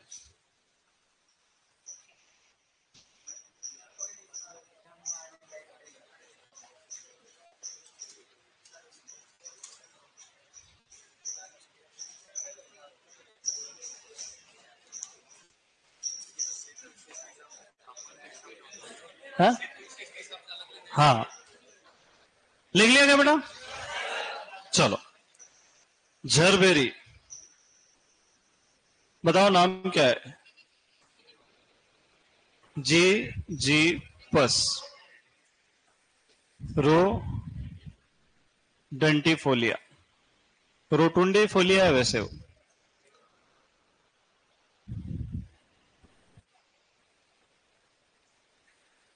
जिजीपस जुजुबा बेर है ना। हाँ, वैसे जिजीपस रोटंटीफोलिया कौन है?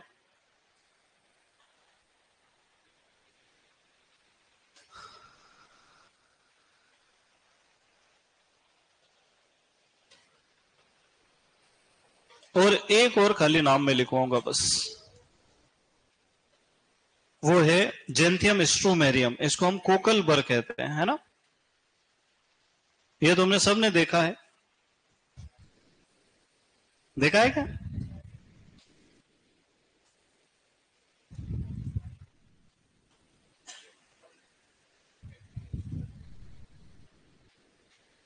नहीं देखा? हाँ, ये वही खरपतवार है जो गाय भैंस की पूंछ में चिपक के रोज घर आ जाता, जिसको तुम गोखरू समझते हो। ये गोखरू नहीं है, ये है कोकलबर, क्षणिक खरपतवार।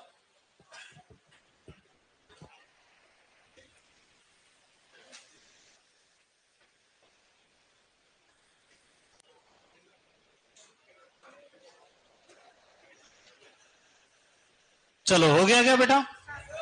आगे बढ़ जाए।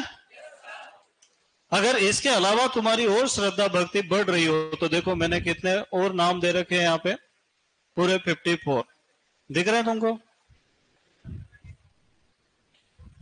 ये देखो, लेटजीरा चिरचिस अकाइरेंथस अस्पेरा, कटेली शोलाई अमेरेंथस स्पानोसेस, जंगली चौराई अमेरेंथस विरिडिस, क्रस्ट नील अनागली सर्वेंसिस, सत्यानाशी अर्जिमोन मैक्सिकाना, फ्याजी अस्पोडिलस टेन्यूआइपोल। पर ये याद करने में तुमको बहुत ज्यादा टाइम लग जाए, इसलिए मैंने सारे एक साथ नहीं लिखवाए। मैं एक बार देख लेता हूं कोई छूट तो नहीं गया काम का। चलो हेडिंग लिखो, खरपतवार की परिभाषा। खाली परिभाषा लिखोगे तो भी काम हो जाएगा।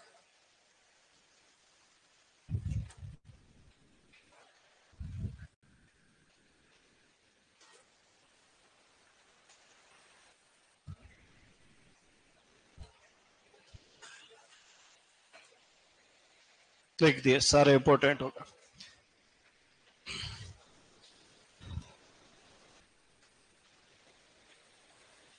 देखो मुझे एक बात बताओ, खरपतवार को अंग्रेजी में क्या कहते हैं बेटा? और ये वीड शब्द किसने दिया? जेथरो टूल ने दिया।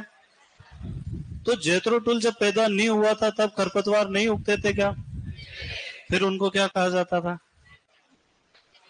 उनको कहा जाता था ऑफ टाइप प्लांट। क्या कहा जाता था? Of type plant. Of type का मतलब होता है कि वो चीज जो अजीब सी दिखाई दे रही, तो वो पौधा जो फसल नहीं है वो सब क्या है? Of type plant. और उसी को बाद में क्या शब्द दे दिया गया? वीड, है ना। अंग्रेजी में कहते हैं unwanted undesirable plants grown with the association of crops and harms more than it's benefit. पर जैसे मैं अंग्रेजी बोलता हूं आधे बच्चे कान भी बंद कर लेते हैं। ऐसे पौधे जो बिना उगाए उग जाते हैं, पहली शर्त क्या है? और लाभ की तुलना में हानि पहुंचाते हैं, क्या कहलाते हैं? बस इतनी परिभाषा लिखो। देखें, ऐसे पौधे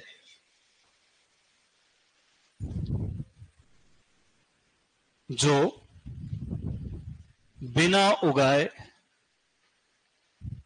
उगाते हैं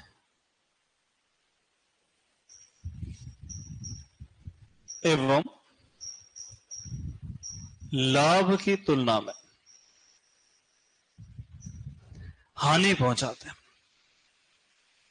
अधिक हानि लेगा, लाभ की तुलना में अधिक हानि पहुंचाते। सर खरपतवार लाभ भी पहुंचाते हैं क्या? यस।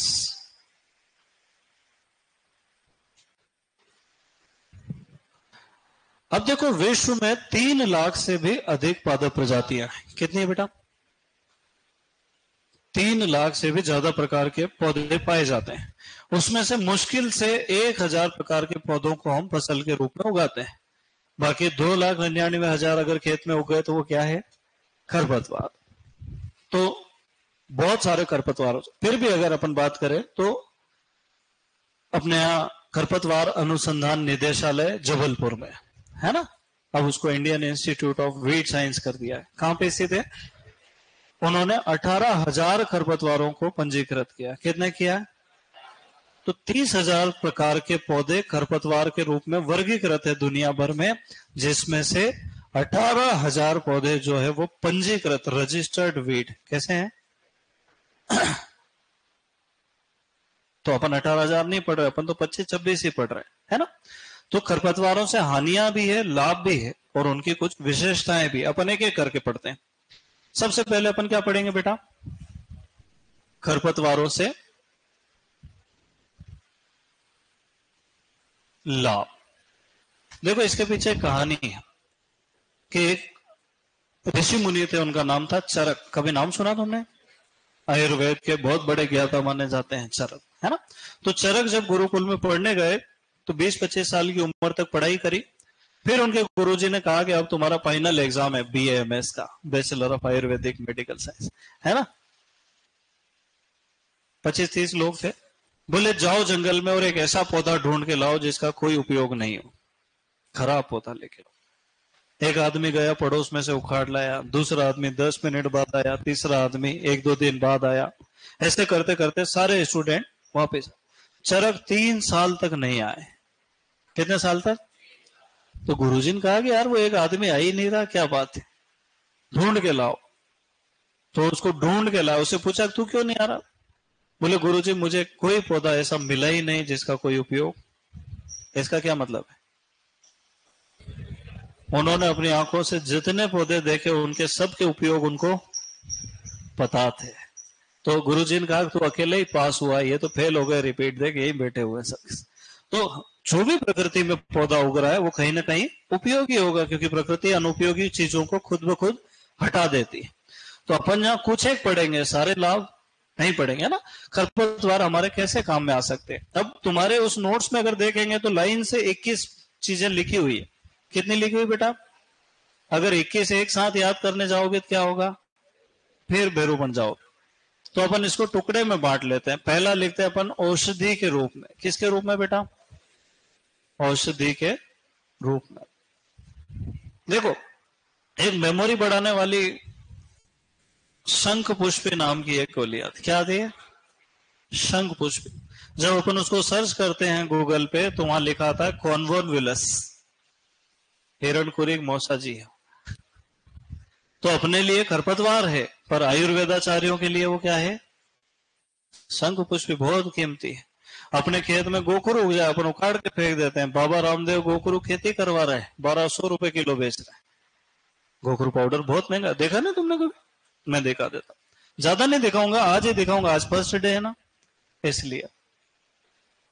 नहीं तो तुम्हारी आदत पड़ जाएगी, फिर मोबाइल छुड़ा लिया, यहां देखने लग जाओ।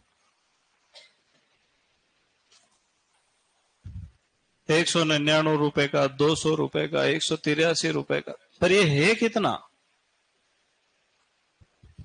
कहीं लिखा वजन? वजन है? यहाँ लिखा होगा? इसने तो कुछ नहीं लिखा यार। कहाँ लिखा है? यहाँ पे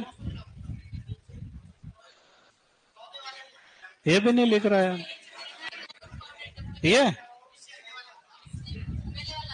ये वाला, ये 100 ग्राम है, 205 रुपए का। 2000 रुपए किलो है बेटा, सस्ता है। गेहूं 20 रुपए किलो है। 1 क्विंटल गेहूं बेचेगा जब घर से, तब 100 ग्राम गोखरू पाउडर आएगा। तो बहुत खतरनाक चीज है। अब देखो कहां कहां उपयोग होता है। सबसे पहले खरपतवार है जिसका नाम है गुम्बा, और वैज्ञानिक नाम बताओ फटाफट। ल्यूकस अस्पेरा, सांप काटने पर। अब ये मत पूछना कैसे करते हैं, मैं ना तो सपेरा हूं ना ही आयुर्वेदिक का डॉक्टर हूं, है ना। जैसे मकोए का प्रयोग किस में किया जाता है बेटा? लिवर टॉनिक के रूप में। कोई पूछे कौन से टॉनिक बनते हैं इससे? ल्यू 52 और लिवर जिन, है ना। पीलिया रोग की दवाई बनती है। लिवर को हिंदी में क्या कहते हैं? कलेजा, यकृत। अब कई लोग दिल को ही कलेजा समझते हैं। ये कलेजा नहीं, कलेजा इधर होता है ना, सबसे बड़ी ग्रंथि। पीलिया रोग में लिवर काम करना कम कर देता है ना। इसलिए पूरे शरीर में बिलीरुबिन और बिलीबर्डिन नाम के 2 पदार्थ ज्यादा बढ़ जाते हैं, है ना। ये वही पदार्थ है जो पीलापन प्रदान करते हैं, तो पीलापन बॉडी में फैलने लग जाता है। फिर आता है स्ट्राइगा। स्ट्राइगा मधुमेह रोगियों के लिए। मधुमेह को हिंदी में क्या कहते हैं?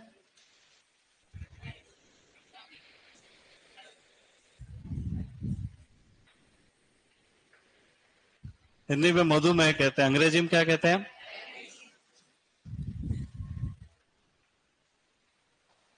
अच्छा, ज्यादा शक्कर खाने से शुगर की बीमारी हो जाती है? हैं? सच बताओ, नहीं होती? ठीक है। फिर गोखरू। गोखरू का वैज्ञानिक नाम तुमने लिखा कि नहीं रहे? सच बताओ, मुझे नहीं याद आ रहा यार। लिख लो तो फिर नहीं लिखा था। गोकुरु को क्या लिखोगे?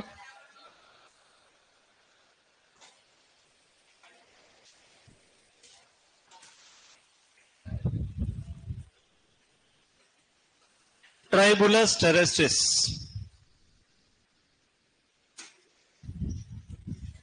ऐसे बीच बीच में आते जाएंगे, अगर इंपॉर्टेंट तो मैं लिखवा दे जाऊंगा, चिंता मत करना, तुम खाली याद रखने, फोकस रखना।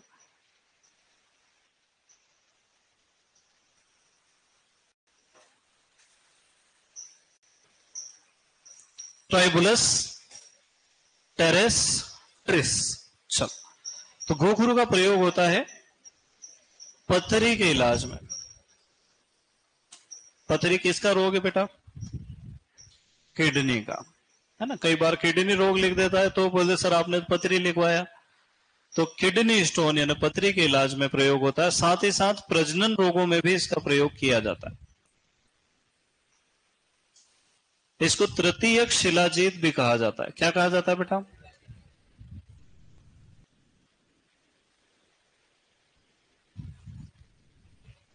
एक दो तीन चार। फिर आता है सत्यानाशी।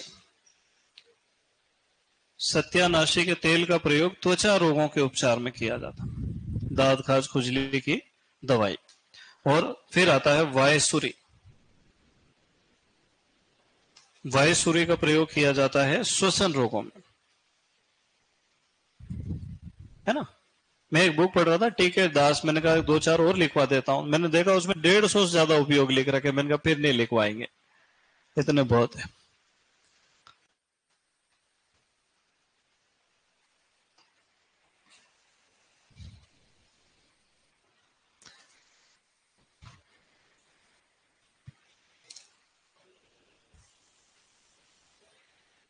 कितने उपयोग हो गए बेटा? 6। 1 2 3 4 5 6। ठीक है। अरे लिखा क्या? कितने उपयोग हो गए? 6। अब बताओ, गुम्बा का उपयोग कायम किया जाता है सांप काटने पर, और मकोई का पीलिया रोग में लिवर टॉनिक, स्ट्राइगा का मधुमेह में, गोखरू का है पथरी में और प्रजनन रोगों में, सत्यानाशी का और वायुसूरी का।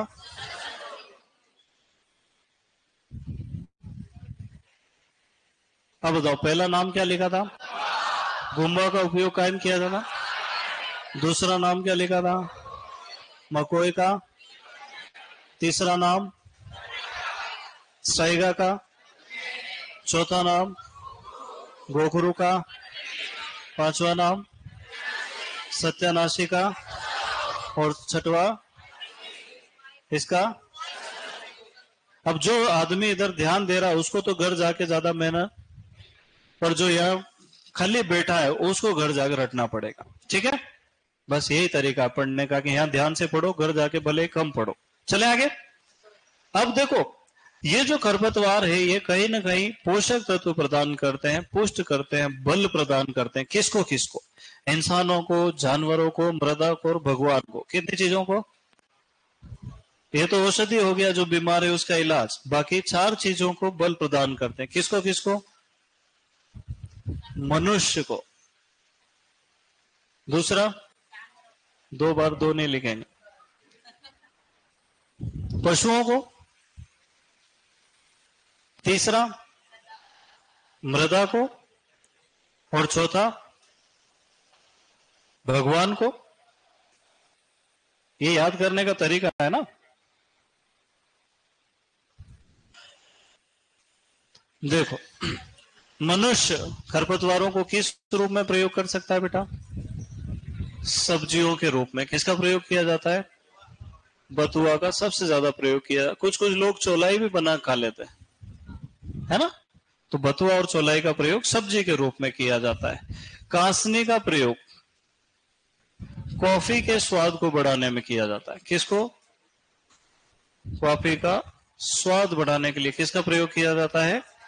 कासनी का प्रयोग किया जाता है। और मनुष्य को क्या फायदा प्रदान करता है? कांस जो है वो छत बनाने में प्रयोग होता है। किस में प्रयोग होता है बेटा? छत बनाने में। और मनुष्य को क्या फायदा हो रहा है बताओ? नहीं हो रहा? सोचो क्या फायदा हो रहा?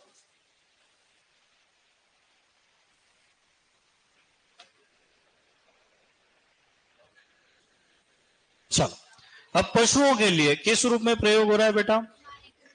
पशु चारे के रूप में। किसका प्रयोग हम करते हैं? दूब घास, अंजन घास और क्वेक घास, है ना? ये घास वाली फसलें चारे के रूप में प्रयोग होती है। और बताओ और क्या फायदा? पशुओं की औषधि भी बनाते। मृदा में दो चीजें हम बना सकते हैं। अगर हमको कंपोस्ट बनाना है तो जल कुंभी से बनाएंगे। कैसे बनाएंगे बेटा? जल कुंभी से।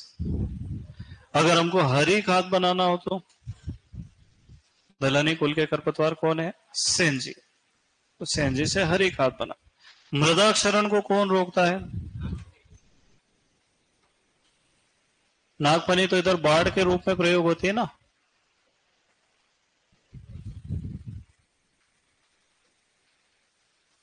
नागफनी और जरबेरी इंसानों को फायदा पहुंचाते। मृदा क्षरण को रोकने का काम कौन करता है?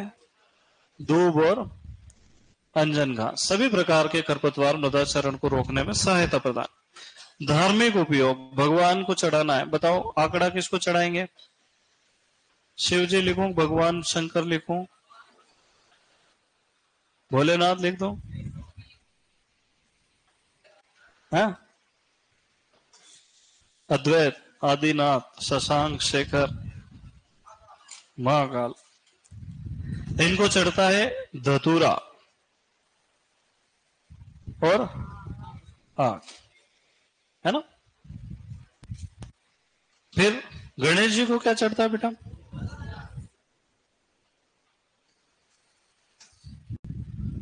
दूब घास। दूब घास को चढ़ाते हैं।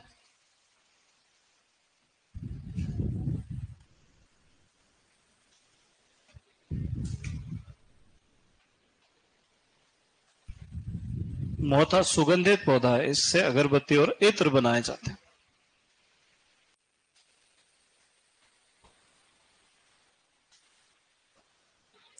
देखो 17 उपयोग आ गए एक साथ।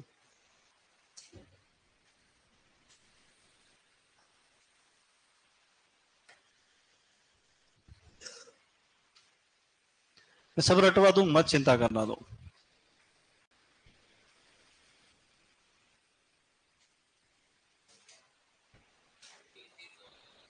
हाँ, क्या दो बार डाल दिया? हाँ, नंबरिंग तुम देख लो यार, मेरा दिमाग आगे चलता, नंबरिंग तक रुकता नहीं है फिर, इसलिए तो पहले दो बार डाला था, अब तीन तीन दो बार डाल।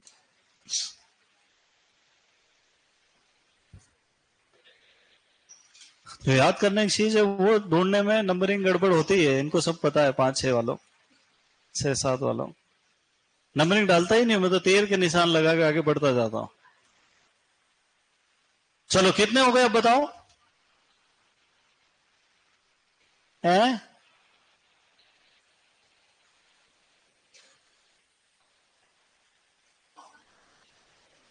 17 हो गए? 16 थोड़ी हुए, 6 थे ना उधर। और ये कितने हो गए? 6 4 10 और 4 14 और 3 17। चलो अब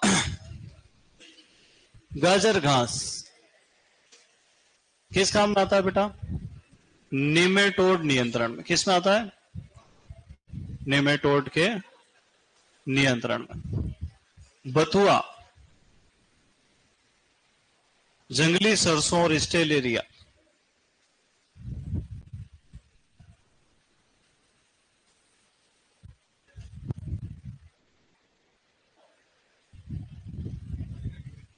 ये प्रदूषण सूचक के काम में आता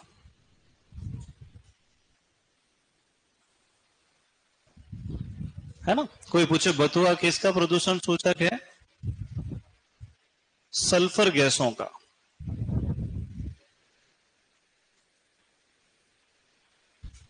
अब 20 हो गए, अब 21 हुआ, तुम बताओ।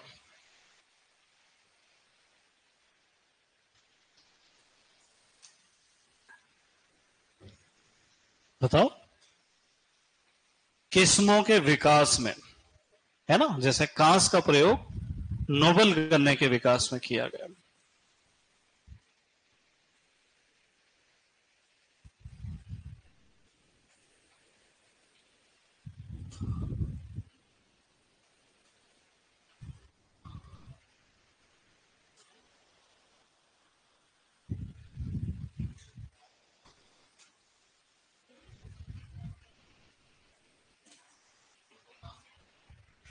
इसके अलावा रस्सियां बनाने में प्रयोग होता है ना।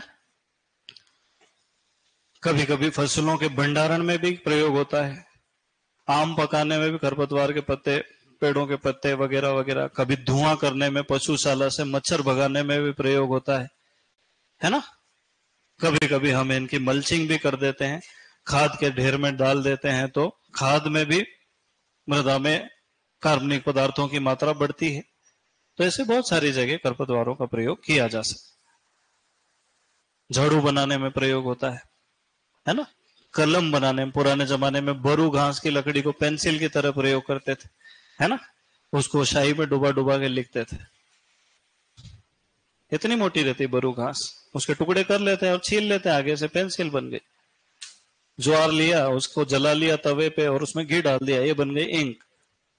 परमानेंट इंक 2000 साल तक भी गायब नहीं होती। डुबा डुबा के लिखते जाओ।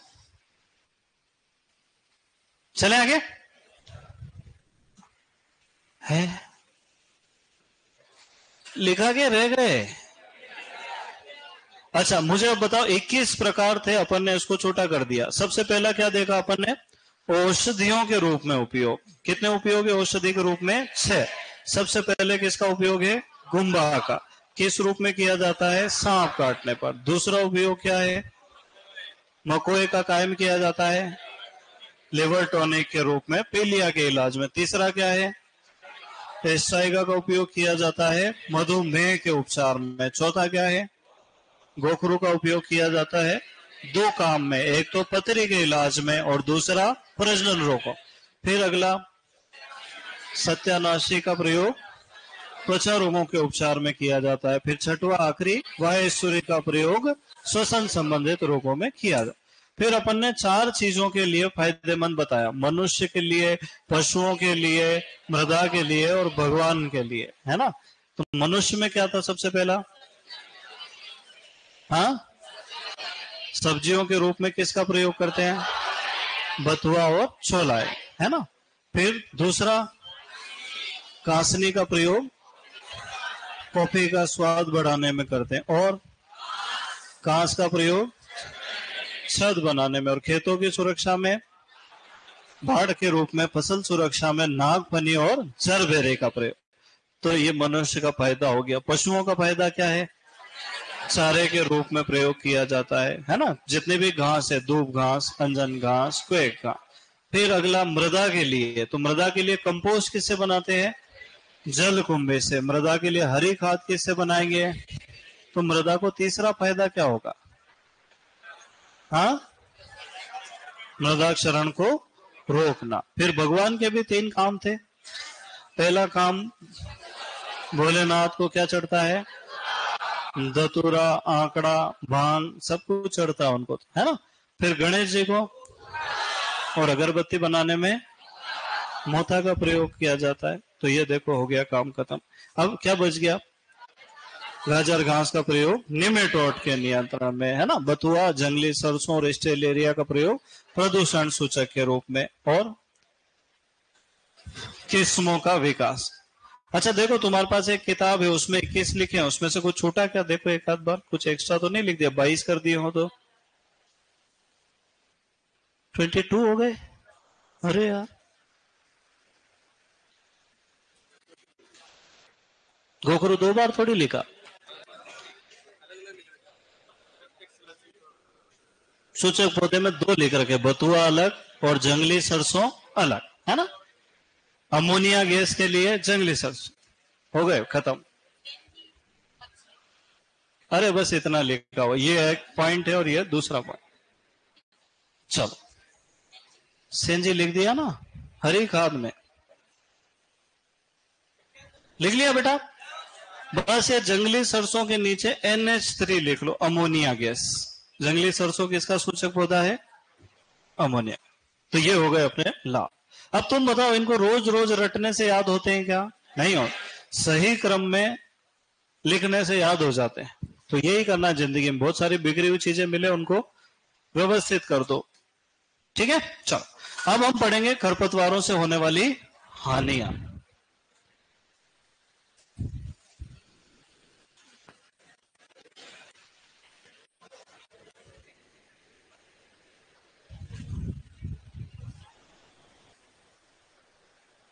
अब हानियों को भी पॉइंट टू पॉइंट लिखेंगे, ऐसे ही लिखे जैसे अभी लिख रहे थे, ऐसे ही लिखे। देखो, सबसे पहली हानि के ये प्रतियोगिता करते। खरपतवार क्या करते हैं बेटा? प्रतियोगिता। और खरपतवार फसल के पौधे से कितनी चीजों के लिए प्रतियोगिता कर सकते हैं? तुम बताओ। 5। पहली चीज क्या है? दूसरी चीज क्या है? पोषक तत्व। तीसरी चीज क्या है? स्थान। चौथी चीज क्या है? प्रकाश। और पांचवी चीज क्या है? याद करो। अरे मैंने बताया था ना, खरपतवार बिल्कुल हमारे दोस्त की तरह होता है। कि अपने पिताजी ने अपने उदयपुर भेज दिया तैयारी करने के लिए, अपने दोस्त के पिताजी ने उसको भैंसे दिला दी फीस के पैसे में से, बोले तू रहने दे, अपने नहीं पढ़ना। अब उसके मन में अचानक से एक सुविचार आता है कि क्यों ना उदयपुर घूम के आया जाए, अपना दोस्त पढ़ रहा है वहां। तो तुमको फोन लगाएगा कि भाई मैं 10-20 पे पहुंच जाऊंगा। बोले मेरी तो क्लास है एग्रोनॉमी। बोले तू चाबी जो है वो गमले के नीचे रख देना। वहीं रखते हो, या तो पैर पहुंचने वाले के नीचे, या तो एक आध जोड़ जूते पड़े तो उसके अंदर, या तो बिजली के मीटर के ऊपर, या तो खिड़की में अंदर से हाथ डाल के, या तो दरवाजे में धागा बांध के। इसलिए तो स्टूडेंट के यहाँ चोरी हो जाती है। अरे मैं नहीं जाता हूं, सबको पता है कहाँ रखते। अब वो चुपचाप आता है दबे पांव, मकान मालिक को खबर भी नहीं लगने देता है। दरवाजा खोलता है, धीरे से अंदर जाता है, पहला अटैक तुम्हारी पानी की बोतल पे। तुम जैसे तैसे कहीं रॉयल इंस्टीट्यूट से कहीं तीसरी मंजिल पे आरओ में पानी भर के ले जाते हो पीने का, वो सब पी जाते। फिर उसको ऐसा लगता है रात भर की थकान हो गई, क्यों ना नहा लिया जाए। नहा लेगा, फिर वो नहाएगा तो कपड़े धोएगा, साथ जूते भी धो लेगा। फिर अचानक उसको ख्याल आएगा कि गमलों में तो पानी नहीं दिया आज किसी ने, वो तुम्हारे गमलों में पानी डालेगा मकान मालिक वाला, और छत भी धो देगा। मकान मालिक सोचेगा ये कौन इंद्र का बेटा आया है आज। पानी की बर्बादी। दूसरा, थोड़ी देर बैठ के इंस्टाग्राम चलाएगा, स्नैपचैट। अचानक उसको दरवाजे के बाहर आवाज आई, खटन। वो दरवाजा खोल के देखेगा 4 डब्बे वाला टिफिन रखा है। उसके मन में ख्याल आएगा कि दोस्त का खाना नहीं खाना चाहिए। फिर अचानक से उसके अंदर महात्मा पैदा होगा, बेचारा क्या रूखा सूखा खा रहा है यहाँ घर से दूर, एक बार देखूं तो सही। वो खोल के देखता है दाल बाटी। फिर उसके ख्याल आता है चलो ठीक है, पर उसका मन मानता नहीं है, उसको उल्लू बनाता है। वो कहता है कि देखूं तो यहाँ का स्वाद गांव जैसा थोड़ी होगा, एक बाटी खाऊंगा और 3 बचा दूंगा। एक बाटी खा जाता है। फिर उसको अचानक ध्यान आता है दोस्ती बराबरी की, तो मैं खा लेता हूं, 2 बचा दो। फिर अचानक ख्याल आता है कि मैं तो मेहमान हूं, 3 खा लेता हूं, 1 बचा। फिर 3 खाते ही ख्याल आता है कि एक क्या ही बचाना, सब बाटी। दूसरी प्रतियोगिता, पोषक तत्व। अब अपने घर से 3 फीट छोड़ी एक गादी दी हुई, या तो तुम ऊपर सो सकते हो, तो वो कोशिश दोनों करोगे। रात में एक धक्का देगा दूसरा नीचे, दूसरा धक्का देगा पहला नीचे। तीसरी प्रतियोगिता स्थान के लिए, है ना। तुमको सुबह जल्दी उठना, लाइट बंद करोगे वो चालू करेगा। तुम रात में पढ़ना चाहते हो, उसको सोना बंद करेगा। चौथी प्रतियोगिता, और अगर कहीं गलती से छोटा कूलर है तो सारी हवा, और गलती से अगर रात में उसने बेसन गट्टे खाए हो तो 5वीं प्रतियोगिता। तो बताओ, खरपतवार के पौधे फसलों से कितनी चीजों के लिए प्रतियोगिता करते हैं? पहली, दूसरी, तीसरी, चौथी और 5वीं। पहली, दूसरी, तीसरी, चौथी, 5वीं मैं तुम्हारा इमेजिनेशन पावर देखना चाह रहा था, मैंने हटा दिया, तुम्हारी कहानी दिमाग में ही चल रही है। तो ऐसे याद करो कि जिंदगी भर कभी भी आदमी भूले ही, उसको कहीं भी ले जाके जोड़ दो, पर चीजें कनेक्ट होना चाहिए, है ना। ये लिखना है क्या? इसमें 4 पॉइंट और लिखाऊंगा, तो या तो आज लिख लो या तो कल लिखेंगे। पक्का? ठीक है, कल लिख लें। अब देखो, सुनो मेरी बात। एग्रोनॉमी का एक नियम है कि आज का काम आज ही करोगे तो ये सही सही लगेगी, अगर आज का काम कल पे टाल दिया तो फिर भारी पड़ेगा मामला। तो ये जितना पड़ा है ये आज ही याद करना है, ठीक है। धन्यवाद। सूचना देना है? कोई सूचना नहीं।